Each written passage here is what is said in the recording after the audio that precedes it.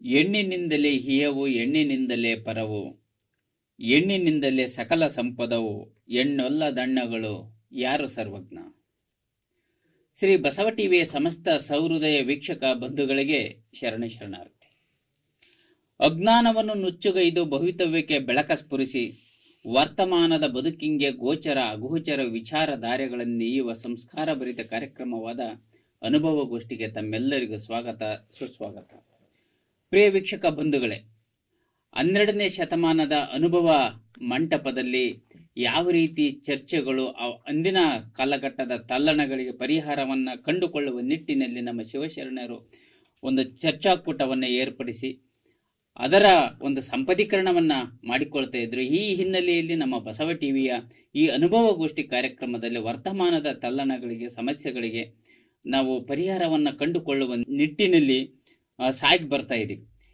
ಈ ಒಂದು ದೆಸೆಯಲ್ಲಿ ಇವತ್ತಿನ ಒಂದು ಚರ್ಚಾಗೋಷ್ಠಿಯಲ್ಲಿ ಸ್ತ್ರೀಗೆ ನಿಜವಾಗಿಯೂ ಸ್ವಾತಂತ್ರ್ಯ ದೊರಕಿದೆಯೋ ಇಲ್ಲವೋ ಎಂಬ ವಿಷಯದಡಿ ಚರ್ಚೆ ಮಾಡಲಿಕ್ಕೆ ನಮ್ಮ ಒಂದು ಈ ಸ್ಟುಡಿಯೋಕ್ಕೆ 4 ಜನ ಅತಿಥಿಗಳು ಆಗಮಿಸಿದ್ದಾರೆ. ಸ್ತ್ರೀಗೆ ನಿಜವಾಗಿಯೂ ಸ್ವಾತಂತ್ರ್ಯ ದೊರಕಿದೆ ಎಂಬ ವಿಷಯದಡಿ ಚರ್ಚೆ ಮಾಡಲಿಕ್ಕೆ ನಮ್ಮ ವೇದಿಕೆಗೆ 2 ಅತಿಥಿಗಳು ಬಂದಿದ್ದಾರೆ. ಪಾಲಾಕ್ಷ ಅಗಲವಾಡಿ, ಸಾಹಿತಿಗಳು, ತುಮಕೂರು. ಸರ್, ನಿಮಗೆ ಈ ಒಂದು ನಮ್ಮ ಅನುಭವಗೋಷ್ಠಿ ಕಾರ್ಯಕ್ರಮಕ್ಕೆ ಹೃತ್ಪೂರ್ವಕ ಸ್ವಾಗತ ಹಾಗೂ ಶರಣಾರ್ಥಿ. ಅದೇ ರೀತಿ ಸ್ತ್ರೀಗೆ ನಿಜವಾಗಿಯೂ ಸ್ವಾತಂತ್ರ್ಯ ದೊರಕಿದೆ, ಹಿಂದಿನ ಕಾಲದಲ್ಲಿ ಇದ್ದಂಗೆ ಕಟ್ಟಳೆಯಲ್ಲಿ ಇಲ್ಲ ಸ್ತ್ರೀ ಎನ್ನುವ ನಿಟ್ಟಿನಲ್ಲಿ ವಾದ ಮಾಡಲಿಕ್ಕೆ ರೇವಣಸಿದ್ದೇಶ ಬಳೆಗಾರ, ಸಂಸ್ಕೃತಿ ಚಿಂತಕರು, ಚಾಮರಾಜನಗರ, ಅಲ್ಲಿಂದ ಬಂದಿದ್ದಾರೆ. ಸರ್, ನಿಮಗೆ ಈ ಒಂದು ನಮ್ಮ ಅನುಭವಗೋಷ್ಠಿ ಕಾರ್ಯಕ್ರಮಕ್ಕೆ ಪ್ರೀತಿಪೂರ್ವಕ ಸ್ವಾಗತ ಹಾಗೂ ಶರಣಾರ್ಥಿ. ಅದೇ ರೀತಿ ಇಲ್ಲ, ಎಷ್ಟೇ ನಾವು ಒಂದು ಆಧುನಿಕವಾಗಿ ಮುಂದುವರೆದಿದ್ರೂ ಸಹ ಇನ್ನೂ ನಮ್ಮ ಸ್ತ್ರೀಗೆ ಸ್ವಾತಂತ್ರ್ಯ ಸಿಕ್ಕಿಲ್ಲ, ಇನ್ನೂ ಸಂಕೋಲೆಗಳ ಒಂದು ಕಟ್ಟಳೆಯಲ್ಲಿ ಸ್ತ್ರೀಯನ್ನ ಕಾಣ್ತಾ ಇದೆ ಈ ಒಂದು ಸಮಾಜ ಅನ್ನುವ ನಿಟ್ಟಿನಲ್ಲಿ ಚರ್ಚೆ ಮಾಡಲಿಕ್ಕೆ ಈ ಒಂದು ವೇದಿಕೆಗೆ 2 ಮಹಿಳಾ ಮಣಿಗಳು ಆಗಮಿಸಿದ್ದಾರೆ. ಮೊದಲಿಗೆ ಡಾಕ್ಟರ್ ಹಸೀನಾ HK, ಸಂಶೋಧನಾ ಮತ್ತು ಬೋಧನಾ ಸಹಾಯಕರು, ಕುವೆಂಪು ವಿಶ್ವವಿದ್ಯಾನಿಲಯ, ಶಿವಮೊಗ್ಗ, ಅಲ್ಲಿಂದ ಬಂದಿದ್ದಾರೆ.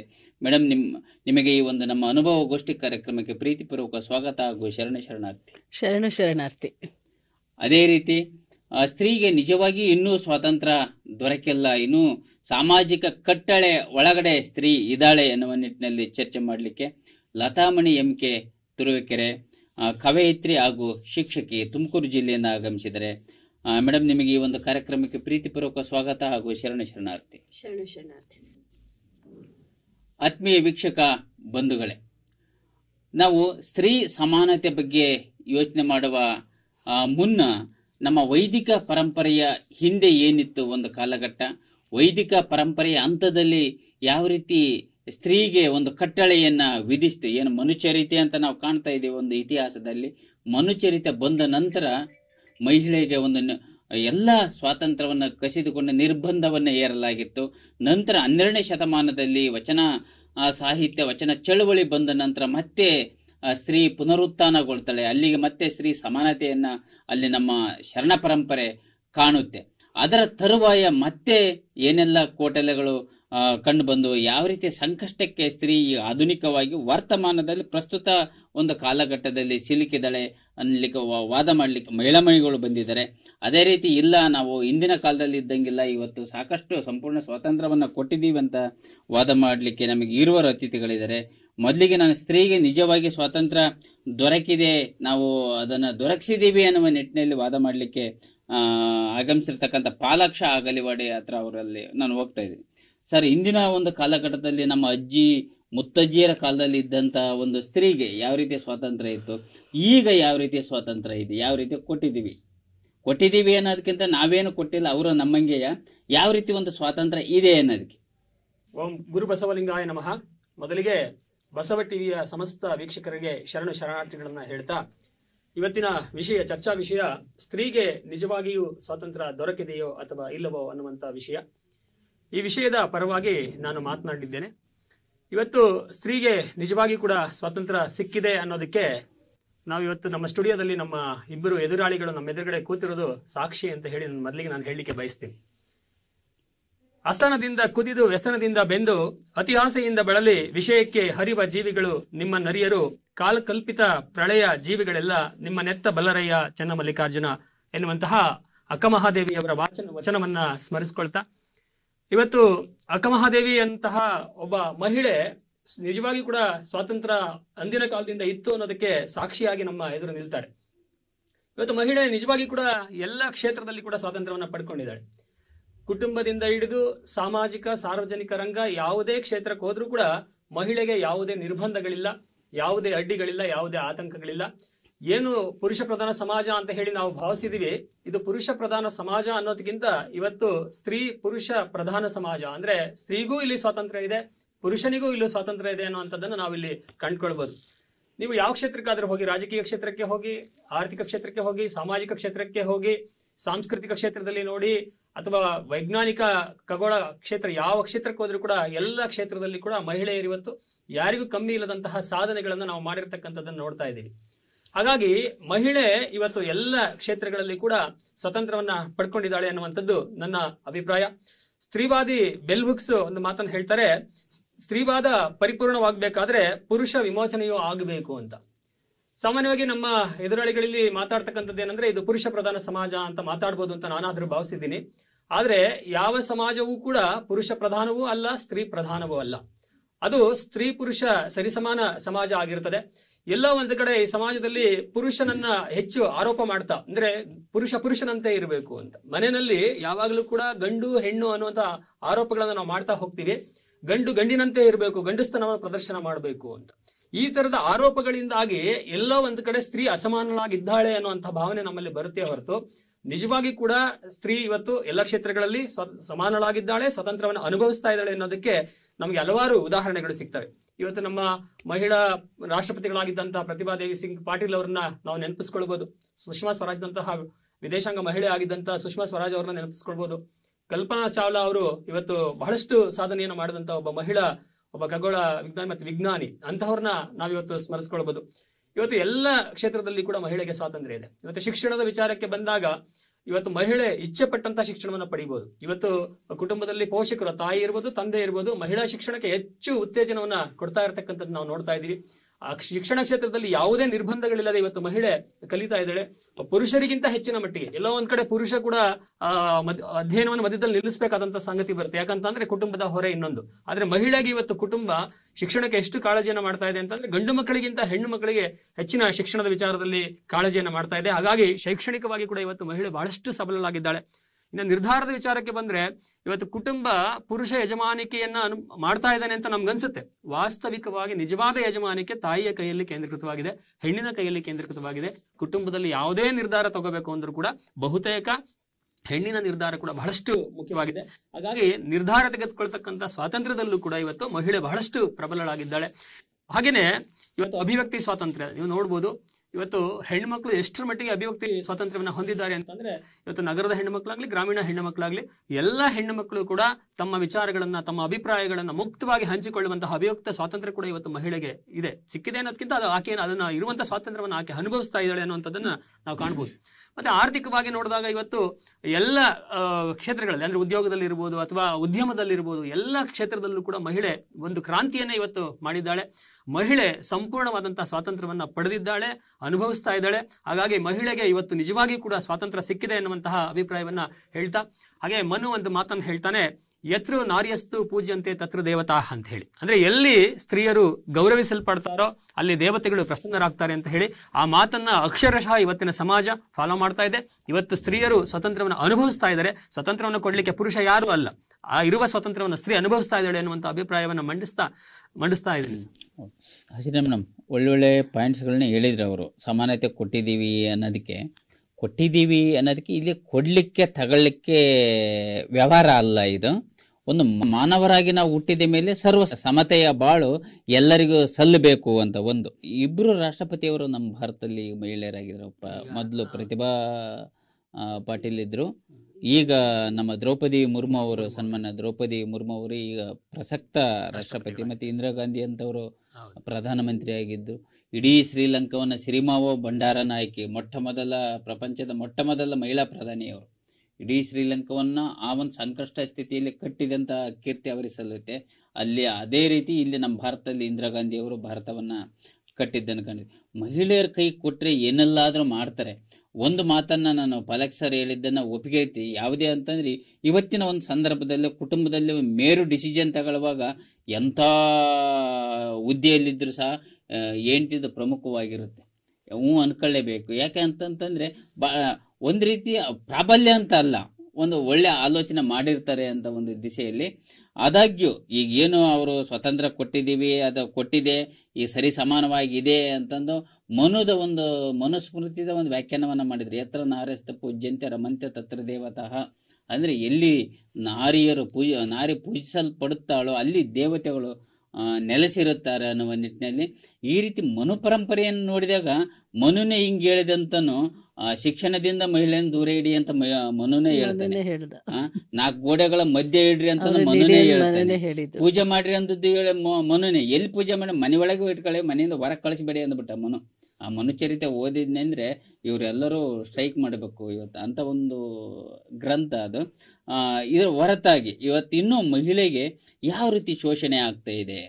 ಅವ್ರು ಹೇಳಿದ್ರು ಪುರುಷ ಸಮಾಜ ಅಲ್ಲ ಇವತ್ತು, ಅಥವಾ ಮಹಿಳಾ ಪ್ರಧಾನ ಸಮಾಜನೂ ಅಲ್ಲ, ಪುರುಷ ಮತ್ತು ಮಹಿಳಾ ಸಮಾನ ಒಂದು ಮನಸ್ಕರ ಸಮಾಜ ಅಂತ ಪಾಲಾಕ್ಷ ಅವರ ವಾದಕ್ಕೆ ನಿಮ್ಮ ಪ್ರತಿವಾದ ಏನು? ಓಂ ಶ್ರೀ ಗುರು ಬಸವಲಿಂಗಾಯ ನಮಃ. ಸಮಸ್ತ ಶ್ರೀ ಬಸವ ವಾಹಿನಿಯ ವೀಕ್ಷಕರಿಗೆ ಶರಣಾರ್ಥಿ. ವೀಕ್ಷಕರೇ, ಇವತ್ತು ಒಂದೊಳ್ಳೆ ವಿಷಯವನ್ನು ಇಟ್ಕೊಂಡು ನಾವು ಅನುಭವಗೋಷ್ಠಿಯಲ್ಲಿ ಚರ್ಚೆ ಮಾಡ್ತಿದ್ದೀವಿ. ಸ್ತ್ರೀಗೆ ಸಮಾನತೆ ನೀಡಲಾಗಿದೆ, ಸ್ವಾತಂತ್ರ್ಯ ಇದೆ ಅಂಥೇಳಿ. ನಾನು ಒಂದು ಮಹಿಳೆಯಾಗಿ ಹೇಳ್ತಾ ಇದ್ದೀನಿ, ಇವತ್ತಿನ ಪ್ರಸ್ತುತ ಇವತ್ತು ನಿನ್ನೆ ಮೊನ್ನೆ ಯಾವಾಗಲೂ ಇರಲಿಲ್ಲ, ಈಗಲೂ ಕೂಡ ಸ್ತ್ರೀ ಅಂದರೆ ಮಹಿಳೆಗೆ ಸ್ವಾತಂತ್ರ್ಯ ಸಿಕ್ಕಿಲ್ಲ ಅಂತ. ಯಾಕೆ ಅಂತಂದರೆ ಹಿಂದಿನಿಂದಲೂ ನೋಡ್ತೀವಿ, ಪ್ರಾಚೀನ ಭಾರತದ ವ್ಯವಸ್ಥೆಯಿಂದಲೂ ನಾವು ನೋಡೋದಾದರೆ ಮಹಿಳೆಗೆ ಸ್ವಾತಂತ್ರ್ಯವನ್ನು ಎಲ್ಲೂ ಕೊಟ್ಟಿಲ್ಲ. ಸಮಾಜದಲ್ಲಿ ಬೇರೆ ಬೇರೆ ಕಾರಣಕ್ಕೆ ಮಹಿಳೆ ಒಂದಿಷ್ಟು ಪ್ರಕೃತಿದತ್ತವಾಗಿ ತನ್ನದೇ ಆದಂತಹ ಕೆಲವೊಂದು ಅಂಶಗಳನ್ನು ಅವಳು ಹೊಂದಿರೋದ್ರಿಂದ ಆ ಒಂದು ಕಾರಣದ ಪ್ರಕೃತಿ ನೀಡಿರುವಂತಹ ಕೆಲವು ಕಾರಣಗಳಿಗೆ ಮಹಿಳೆಗೆ ಸ್ವಾತಂತ್ರ್ಯವನ್ನು ಕೊಟ್ಟಿಲ್ಲ.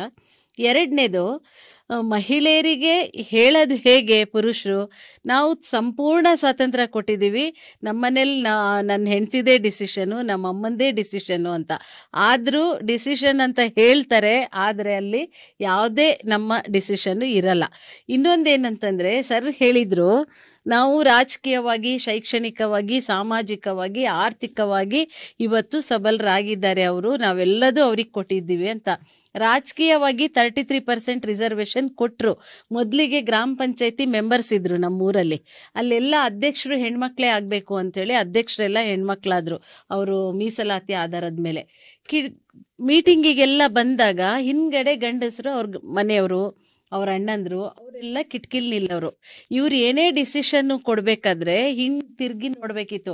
ಅವ್ರು ಹ್ಞೂ ಅಂದ್ರೆ ಇವ್ರು ಹಿಂಗ್ ಅನ್ಬೇಕಿತ್ತು, ಅವ್ರು ಹ್ಞೂ ಅಂದ್ರೆ ಪಕ್ಕದಲ್ಲೇ ಕುತ್ಕೋತಾರೆ. ಇವತ್ತು ಹೇಗಾಗಿದೆ ಅಂತಂದ್ರೆ, ಆಗ ಹಿಂದೆ ನಿಂತ್ಕೊಂಡು ದರ್ಬಾರ್ ಮಾಡೋರು ಇವತ್ತು ಜೊತೆಗೆ ಕುತ್ಕೊಂಡು ದರ್ಬಾರ್ ಮಾಡ್ತಾರೆ. ಅಂದ್ರೆ ಇವತ್ತು ನಾವೇನು ರಾಜಕೀಯವಾಗಿ ಸಬಲರು ಮಾಡಿದ್ದೀವಿ ಆರ್ಥಿಕತೆ ಅಭಿವೃದ್ಧಿ ಉದ್ದೇಶದಿಂದ ಅಂತ ಅಂದ್ರೂ ಕೂಡ ಇವತ್ತು ಸ್ತ್ರೀಗೆ ಸಂಪೂರ್ಣವಾದಂತಹ ಸ್ವಾತಂತ್ರ್ಯ ಕಾರಣಾಂತರಗಳಿಂದ ಕೊಟ್ಟಿಲ್ಲ. ಇವತ್ತೇನಾಗಿದೆ, ಕೊಟ್ಟಿದ್ರೂ ಕೂಡ ಸಾಮಾಜಿಕವಾಗಿ ಇರುವಂತಹ ವ್ಯವಸ್ಥೆಯ ಪೂರಕವಾಗಿ ಇವತ್ತು ಸ್ತ್ರೀಗೆ ಸ್ವಾತಂತ್ರ್ಯ ಲಭ್ಯವಾಗಿಲ್ಲ. ಹಾಗೇನಾದ್ರೂ ಲಭ್ಯವಾಗಿದ್ರೆ ಇವ್ರು ಯಾಕೆ ಕಟ್ಟಳೆ ಹಾಕಬೇಕು? ಇವತ್ತು ಹೆಣ್ಣಿಗೆ ಒಂದಿಷ್ಟು ಇರತ್ತೇನು, ಅವಳು ಬಳೆ ಹಾಕಬೇಕು, ಹೂ ಮುಡಿಬೇಕು, ಅದು ಮೊದಲಿಂದನೂ ಇದ್ದಿದ್ದು. ಅದು ಹೆಣ್ಮಗು ಹುಟ್ಟಿದ ತಕ್ಷಣ ನಮ್ಮ ಅಮ್ಮ ಮನೆಗಳಲ್ಲಿ ಚಿಕ್ಕ ಮಗು ಒಂದು ಹುಟ್ಟಿತು ಅಂತಂದರೆ ಅಲಂಕಾರಕ್ಕೋಸ್ಕರ ಕುಂಕುಮ ಇಡ್ತಾರೆ, ಬಳೆ ಹಾಕ್ತಾರೆ, ಹೂ ಮುಡಿತಾರೆ. ಅದನ್ನು ಹೆಣ್ಮಕ್ಳು ಅದು ನಾವು ಮಾಡ್ಕೊಂಡಿರೋ ಪದ್ಧತಿ. ಅದು ಕ್ರಮೇಣ ಸಮಾಜದಲ್ಲಿ ಏನಂತಂದರೆ, ನಮಗೆ ಇಷ್ಟ ಇರಲಿ ಇಲ್ಲದೆ ಇರಲಿ ಅದನ್ನು ಮಾಡಬೇಕು, ಇದನ್ನು ಮಾಡಬಾರ್ದು ಅಂತ ಕಟ್ಟಳೆಗಳನ್ನು ಹಾಕ್ತಾರೆ. ಹಾಗಾಗಿ ಇವತ್ತು ಸಮಾಜದಲ್ಲಿ ನಾವೇನೇ ಸ್ವಾತಂತ್ರ್ಯವನ್ನು ಕೊಟ್ಟಿದ್ದೀವಿ ಅಂತ ಅಂದರೂ ಖಂಡಿತ ಅದು ಸಂಪೂರ್ಣವಾಗಿ ನಮಗೆ ಸ್ವಾತಂತ್ರ್ಯ ಸಿಗ್ತಾ ಇಲ್ಲ. ಕಾರಣ ಏನು ಅಂತಂದರೆ, ನಾವು ಪುರುಷ ಪ್ರಧಾನ ಸಮಾಜ ಅಂತ ಹೇಳಲ್ಲ, ಪುರುಷ ಪ್ರಧಾನ ನಾವು ಇರೋ ವ್ಯವಸ್ಥೆನೇ ಆಗಿದೆ. ಇವತ್ತು ಎಷ್ಟೊಂದು ಶೈಕ್ಷಣಿಕವಾಗಿ ಪ್ರಗತಿ ಹೊಂದಿದ್ದೀರಾ ಹೆಣ್ಮಕ್ಳು ಅಂತ ಹೇಳ್ತಾರೆ. ಅಷ್ಟೇ ಅತ್ಯಾಚಾರಗಳು, ಅಷ್ಟೇ ಅನಾಚಾರಗಳು ಇವತ್ತು ಸಮಾಜದಲ್ಲಿ ಅದೇ ಥರದಲ್ಲಿ ನಡೀತಾ ಇದೆಯಲ್ಲ. ಇವತ್ತು ಯಾಕೆ ನಡೀತಿಲ್ಲ? ಇವತ್ತು ನೀವು ಯಾವುದೇ ಒಂದು ಡಾಟಾ ತೆಗೆದು ನೋಡಿ, ಅದರಲ್ಲಿ ನೋಡಿದರೆ ಅತ್ಯಾಚಾರಗಳು ಅಷ್ಟೇ ನಡೀತಿದೆ. ಇವತ್ತು ವಿಚ್ಛೇದನಗಳು ಆಗ್ತಿರುವಂತಹ ಕೆಲವೊಂದು ಸಂಶೋಧನೆಯನ್ನು ನೋಡಿದಾಗ ಹೆಣ್ಣು ತಾನು ಸ್ವತಂತ್ರಳಾಗಿ ಮುಂದುವರಿತಿರೋದಕ್ಕೆ ಎಷ್ಟೋ ವಿಚ್ಛೇದನಗಳಾಗ್ತಿದೆ. ಅದೆಲ್ಲದು ಈ ಪ್ರಶ್ನೆ ಮಾಡಿದ ತಕ್ಷಣ ವಿಚ್ಛೇದನ, ಜಗಳ ಆಗತ್ತೆ ಅಲ್ಲಿ. ನಾವು ಈಗ ಏನೋ ಒಂದು ಹೆಣ್ಮಕ್ಳು ನಾವು ಓದ್ತಾ ಇದ್ದೀವಿ, ಸರ್ ಹೇಳಿದ್ರು ಶೈಕ್ಷಣಿಕವಾಗಿ ತುಂಬಾ ಪ್ರಗತಿ ಹೊಂದಿದ್ದಾರೆ. ಕಾರಣ ಏನಂತಂದ್ರೆ ಅದಕ್ಕೆ ಸರ್ಕಾರ ಕೊಟ್ಟಿರುವಂತಹ ಯೋಜನೆಗಳು, ಅದೆಲ್ಲದು ಮಾನಸಿಕವಾಗಿ ಇನ್ನೂ ನಮ್ಮಲ್ಲಿ ಪುರುಷರು ಸಿದ್ಧರಾಗ್ತಿಲ್ಲ. ಯಾಕಂತಂದ್ರೆ ಇವತ್ತು ನಾವು ಕುಟುಂಬಗಳಲ್ಲಿ ಎಷ್ಟು ಓದಿದ್ದೀವಿ, ಎಷ್ಟೇ ಏನೇ ಆಗಿದ್ದೀವಿ ಅಂತಂದ್ರು ನಾವು ನಮ್ಮದೇ ಆದಂತಹ ಕೆಲವೊಂದು ಕಟ್ಟುಪಾಡುಗಳನ್ನು ಇಟ್ಕೊಳ್ಬೇಕಾಗತ್ತೆ. ಅದು ಇಟ್ಕೊಳ್ಳೋಕ್ಕೆ ನಮ್ಮ ಸಮಾಜ ನಮಗೆ ಅಷ್ಟು ಫ್ರೀಡಮ್. ಇವತ್ತು ಗಾಂಧೀಜಿ ಏನಂದ್ರು, 12 ಗಂಟೆಗೆ ಯಾರು ಹೆಣ್ಮಗಳು ಒಬ್ಳೆ ದಾರಿಯಲ್ಲಿ ಮಧ್ಯರಾತ್ರಿ ನಡೆದು ಹೋಗಿದ್ರೆ ಅವತ್ತು ಸ್ವಾತಂತ್ರ್ಯ ಸಿಕ್ತು. ಇವತ್ತು ಹೋಗ್ತಾರೆ, ಕಾರಣಾಂತರಗಳಿಂದ ಹೋಗ್ತಿದ್ದಾರೆ. ಈಗ ನಾನು ಇಲ್ಲಿಂದ ಹೋಗ್ಬೇಕಾದ್ರೆ ಸಮಯ ಸಿಕ್ತು ಅಂತಾರೆ. ಆದ್ರೆ ಅದಕ್ಕೆ ಅಷ್ಟೊಂದು ನಿರ್ಭಯವಾಗಿ ಆ ಥರದ್ದೆಲ್ಲ ಇದಿಲ್ಲ. ಇವತ್ತು ಸ್ವಾತಂತ್ರ್ಯ ಅಂತ ಅಂದ್ರೆ, ಸ್ತ್ರೀಗೆ ಸ್ವಾತಂತ್ರ್ಯ ಕೊಟ್ಟಿದ್ದಾರೆ ಅಂತಂದ್ರೆ ಅದರದ್ದೇ ಆದಂತಹ ಕಟ್ಟಳೆಗಳು ಇದೆ. ಸಂಪೂರ್ಣ ಸ್ವಾತಂತ್ರ್ಯ ಸ್ತ್ರೀಗೆ ಕೊಟ್ಟಿಲ್ಲ. ಇಲ್ಲಿ ಇವರು ಅಕ್ಕ ಮಹಾದೇವಿಯವರ ಒಂದು ವಚನ ನನಗೆ ನೆನಪಾಗತ್ತೆ. ಅವ್ರು ಹೇಳ್ತಾರೆ, ಮೊಲೆ ಮೂಡಿ ಬಂದೆಡೆ ಹೆಣ್ಣೆಂಬರು, ಗಡ್ಡ ಮೀಸೆ ಬಂದೆಡೆ ಗಂಡೆಂಬರು, ನಡಿವೆ ಸುಳಿವ ಆತ್ಮವು ಹೆಣ್ಣು ಅಲ್ಲ ಗಂಡು ಅಲ್ಲ ಕಾಣ ರಾಮನಾಥ ಅಂತ ಜೇಡ ದಾಸಿಮಯ್ಯ ಅವರ ವಚನದಲ್ಲಿ ಇದನ್ನ ಹೇಳ್ತಾರೆ. ಅಲ್ಲಿ ಶರಣರ ಕಾಲದಿಂದ ನಮಗೆ ಈ ಒಂದು ಸಮಾನತೆ ಅನ್ನೋದು ಸಿಕ್ತು. ಪ್ರಾಚೀನ ಕಾಲದಲ್ಲಿ ನಮಗೆ ಸಮಾನತೆ ಇರಲೇ ಇಲ್ಲ. ಶಿಕ್ಷಣ ವ್ಯವಸ್ಥೆಯಲ್ಲಿ ಎಲ್ಲಿ ಹೆಣ್ಮಕ್ಳು ಶಿಕ್ಷಣ ಪಡಿತಾ ಇದ್ರು?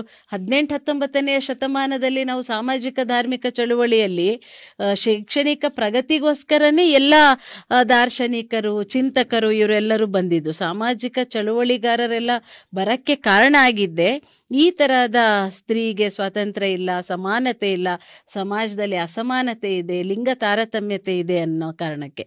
ಹಾಗಾಗಿ ಅದೆಲ್ಲದೂ ಮೂಡಿ ಬಂದ್ರು. ಇವತ್ತಿನ ಸಂದರ್ಭಕ್ಕೂ ಕೂಡ ಸಂಪೂರ್ಣವಾಗಿ ಸ್ತ್ರೀಗೆ ಸ್ವಾತಂತ್ರ್ಯ ಸಿಕ್ಕಿಲ್ಲ. ಸ್ತ್ರೀಗೆ ಸ್ವಾತಂತ್ರ್ಯ ಕೊಟ್ಟಿದ್ದೀವಿ ಅನ್ನೋದು ಅದೊಂದು ನೆಪ ಅಷ್ಟೇ ಅಂಥೇಳಿ ನನ್ನ ಅನಿಸಿಕೆ. ನೋಡಿ, ಏನೇ ಸ್ವಾತಂತ್ರ್ಯ ಸಿಕ್ಕಿದೆ ಅಂತ ಹೇಳಿದ್ನೆ ಅಂದ್ರೂ ನಾನು ಮೊದಲೇ ಹೇಳಿದೆ, ಸಿಕ್ಕಿದೆ ಕೊಟ್ಟಿದೆ ಅನ್ನೋದಕ್ಕೆ ಅದು ಒಂದು ವಸ್ತು ಅಲ್ಲ ಅಂತ. ಅದು ಮಾನವ ಒಂದು ಸಹಜತೆ. ಅದು ಯಾವ ದಾಸಿಮಯ್ಯನವರ ವಚನವನ್ನು ಉಲ್ಲೇಖ ಮಾಡಿದರು ಅವರು. ಮೊಲೆ ಮುಡಿ ಬಂದಡೆ ಹೆಣ್ಣೆಂಬರು, ಮೀಸೆ ಕಾಸೆ ಬಂದರೆ ಗಂಡೆಂಬರು, ನಡುವೆ ಸುಳಿವ ಆತ್ಮ ಹೆಣ್ಣು ಅಲ್ಲ ಗಂಡು ಅಲ್ಲ ಅಂತ. ಆ ರೀತಿ ಒಂದು ನಮ್ಮ ಬದುಕು ಸಾಗಬೇಕು, ಸಮತೆಯ ಬಾಳಿನ ಬಂಡಿಯನ್ನು ನಾವು ಏರಬೇಕಾಗಿದೆ ಅನ್ನೋ ನಿಟ್ಟಿನಲ್ಲಿ ಇಷ್ಟೊಂದೆಲ್ಲ ಮುಂದುವರೆದಂಥ ಒಂದು ಜಗತ್ತಿನಲ್ಲಿ ಇವತ್ತಿಗೆ ಸಹ ನಾವು ಭ್ರೂಣ ಹತ್ಯೆಗಳನ್ನು ನೋಡ್ತಾ ಇದ್ದೀವಿ. ಭ್ರೂಣ ಹತ್ಯೆ ಯಾರಿಗಾಗಿ, ಏತಕ್ಕಾಗಿ ಆಗ್ತಾ ಇದೆ? ಇದು ಶೋಷಣೆ ಅಲ್ವಾ? ಹೆಣ್ಣಿನ ಶೋಷಣೆ ಅಲ್ವಾ? ಇಲ್ಲಿ ಎಲ್ಲಿ ಸ್ವಾತಂತ್ರ್ಯ ಇದೆಯಾ ತಾಯಿಗೆ ಅಂತ ಹಸೀನಾ ಅವರ ಒಂದು ವಾದಕ್ಕೆ ರೇವಣಿಸಿದೆ ಸರ್, ನಿಮ್ಮ ಒಂದು ಪ್ರತಿವಾದ ಏನು? ಅನೇಕ ಮಹಿಳೆಯರು ಪುರುಷ ಸಮಾನ ಅಂಶದಿಂದ ಸಮಾಜದಲ್ಲಿ ಸ್ಥಾನವನ್ನ ನೀವು ಹುಡುಕ್ತಾ ಇದ್ದೀರಾ. ನೀವು ಸ್ವತಂತ್ರವನ್ನ ಸರ್, ಇವ್ರು ಏನ್ ಹೇಳ್ತಾ ಇದ್ದಾರೆ, ಈ ಪುರುಷ ಸಮಾನ ಅಂಶ ಹುಡುಕ್ತಾ ಇದ್ದೀರಾ. ಈ ಪುರುಷ ಸಮಾನ ಅಂಶವನ್ನು ನೀವು ಹೋಗ್ತಾ ಇದ್ದೀರಲ್ಲ, ದಯವಿಟ್ಟು ಇದು ಮಹಿಳೆ, ನಿಮ್ಮ ಸ್ತ್ರೀ ಸಂಕುಲಕ್ಕೆ ಇದು ಒಂದು ಮಾರಕ. ನೀವು ಸ್ವತಂತ್ರವನ್ನ ಹುಡುಕ್ತಾ ಪುರುಷ ಸಮಾನವಾಗಿ ಹೋಗ್ತಾ ಇದ್ದೀರಲ್ಲ, ಇದು ಅತಿ ನೋವಿನ. ಪುರುಷ ಸಮಾನವಾಗಿ ಹೋಗಬಾರ್ದು ಅಂತ ಸ್ತ್ರೀ. ಪುರುಷ ಸಮಾನ ಅಂತಂದ್ರೆ ಸರ್, ಹೆಣ್ಣ ಈಗ ಹಂಗಂದ್ರೆ ಹೆಣ್ಣೆ ಇರಬಾರ್ದಾಗಿತ್ತು. ನಾನು ಹೇಳ್ತಿರೋದೇನು, ಹೆಣ್ಣನ್ನ ನಮ್ಮ ದೇಶ ಸಂಸಾರದ ಕಣ್ಣು ಅಂತ ಕರೀತೆ ಹೊರತು ಸಮಾಜದ ಕಣ್ಣು ಅಂತ ಕರೀಲಿ. ಸಂಸಾರದಲ್ಲಿದ್ರೆ ಸಮಾಜ.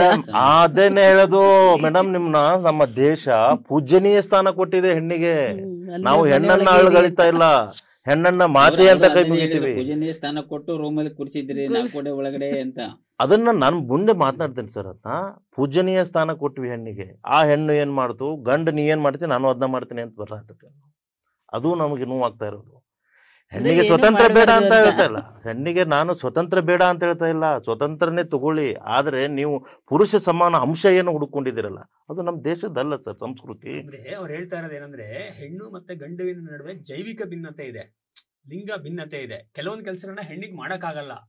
ಯಾರು ಹೇಳಿದ್ದು ಸರ್ ಅಲ್ಲಲ್ಲ ಮಾಡಕ್ಕಾಗಲ್ಲ ಅಂತ? ಯಾರು ನಾನೇ ಮಾತಾಡ್ತೇನೆ ಮೇಡಮ್. ಹ್ಞೂ ಸರ್. ನಿಮ್ಮ ಮಾತಿನಲ್ಲಿ ನನಗೆ ನೋವಿದೆ. ಯಾಕೆ ನನ್ನ ಸಹೋದರಿ ಗ್ರಾಮ ಪಂಚಾಯತಿ ಅಧ್ಯಕ್ಷ ಆಗ್ಬಾರ್ದು? ಆಗ್ಬೇಕು. ಅವಳ್ಯಾಕೆ ಕಿಟಕಿ ಕಡೆ ತಿರುಗಿ ನೋಡ್ಬೇಕು? ಯಾಕೆ ನೋಡ್ತಾಳೆ ಅಂದ್ರೆ ಅವಳಲ್ಲಿ ಆತ್ಮವಿಶ್ವಾಸದ ಕೊರತೆ ಇದೆ. ಅದನ್ನ ಆ ಆತ್ಮವಿಶ್ವಾಸ ಮಾಡಿರೋದು. ಎಲ್ಲಿಂದ ಬರುತ್ತೆ? ಹೆಣ್ಣು ಒಬ್ಬ ಶೈಕ್ಷಣಿಕವಾಗಿ ಶಿಕ್ಷಣವನ್ನ ಕಲಿಬೇಕು. ಆ ಶಿಕ್ಷಣವನ್ನು ಸ್ವತಂತ್ರವಾಗಿ ಅಂದ್ರೆ ಕಲಿಬೇಕಾಗಿರೋದು ಯಾರು? ಹೆಣ್ಣು. ಹೆಣ್ಣೊಂದು ಕಲಿತರೆ ಶಾಲೆಯೊಂದು ತೆರೆದಂತೆ. ನಾನು ನಿಮ್ಗೆ ಅವಾಗಲೇ ಹೇಳಿದೆ, ಹೆಣ್ಣು ಸಂಸಾರದ ಕಣ್ಣು ಅಂತ ಹೇಳಿದ್ನಲ್ಲ. ಇವತ್ತು ಒಂದು ಸಮಾಜ ಸುಸಜ್ಜಿತವಾಗಿ ವ್ಯವಸ್ಥಿತವಾಗಿರ್ಬೇಕಂದ್ರೆ ಸಂಸಾರಗಳು ಚೆನ್ನಾಗಿರ್ಬೇಕು. ಕೊಟ್ಟಿರೋದು ನಾವು ಕೇಂದ್ರ ಸ್ಥಾನವನ್ನೇ ಹೆಣ್ಣಿಗೆ, ಅದನ್ನು ಅವರು ಧಿಕ್ಕರಿಸಿ ಹೋಗ್ತಾ ಇದ್ದಾಳೆ. ಅದು ವಿಪರ್ಯಾಸ ನಮ್ದು.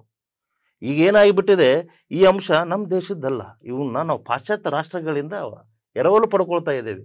ಅಂದ್ರೆ ಪುರುಷ ಸಮಾನವಾಗಿ ಕಾಣ್ತಕ್ಕಂಥ ನಮ್ಮ ದೇಶದ್ದಲ್ಲ ಅಂತ. ಪುರುಷ ಸಮಾನದಲ್ಲ ಸರ್. ಈಗ ನಾನು ಈಗೇನು ಪುರುಷ ಸಮಾನ ಅಂಶ ಏನಿದೆ ಅಲ್ಲ ಹೆಣ್ಣಿನಲ್ಲಿ, ಇದು ಇವತ್ತು ನಮಗೆ ಸ್ತ್ರೀ ಕುಲಕ್ಕೆ ಮಾರಕ ಆಗ್ತಾ ಇದೆ.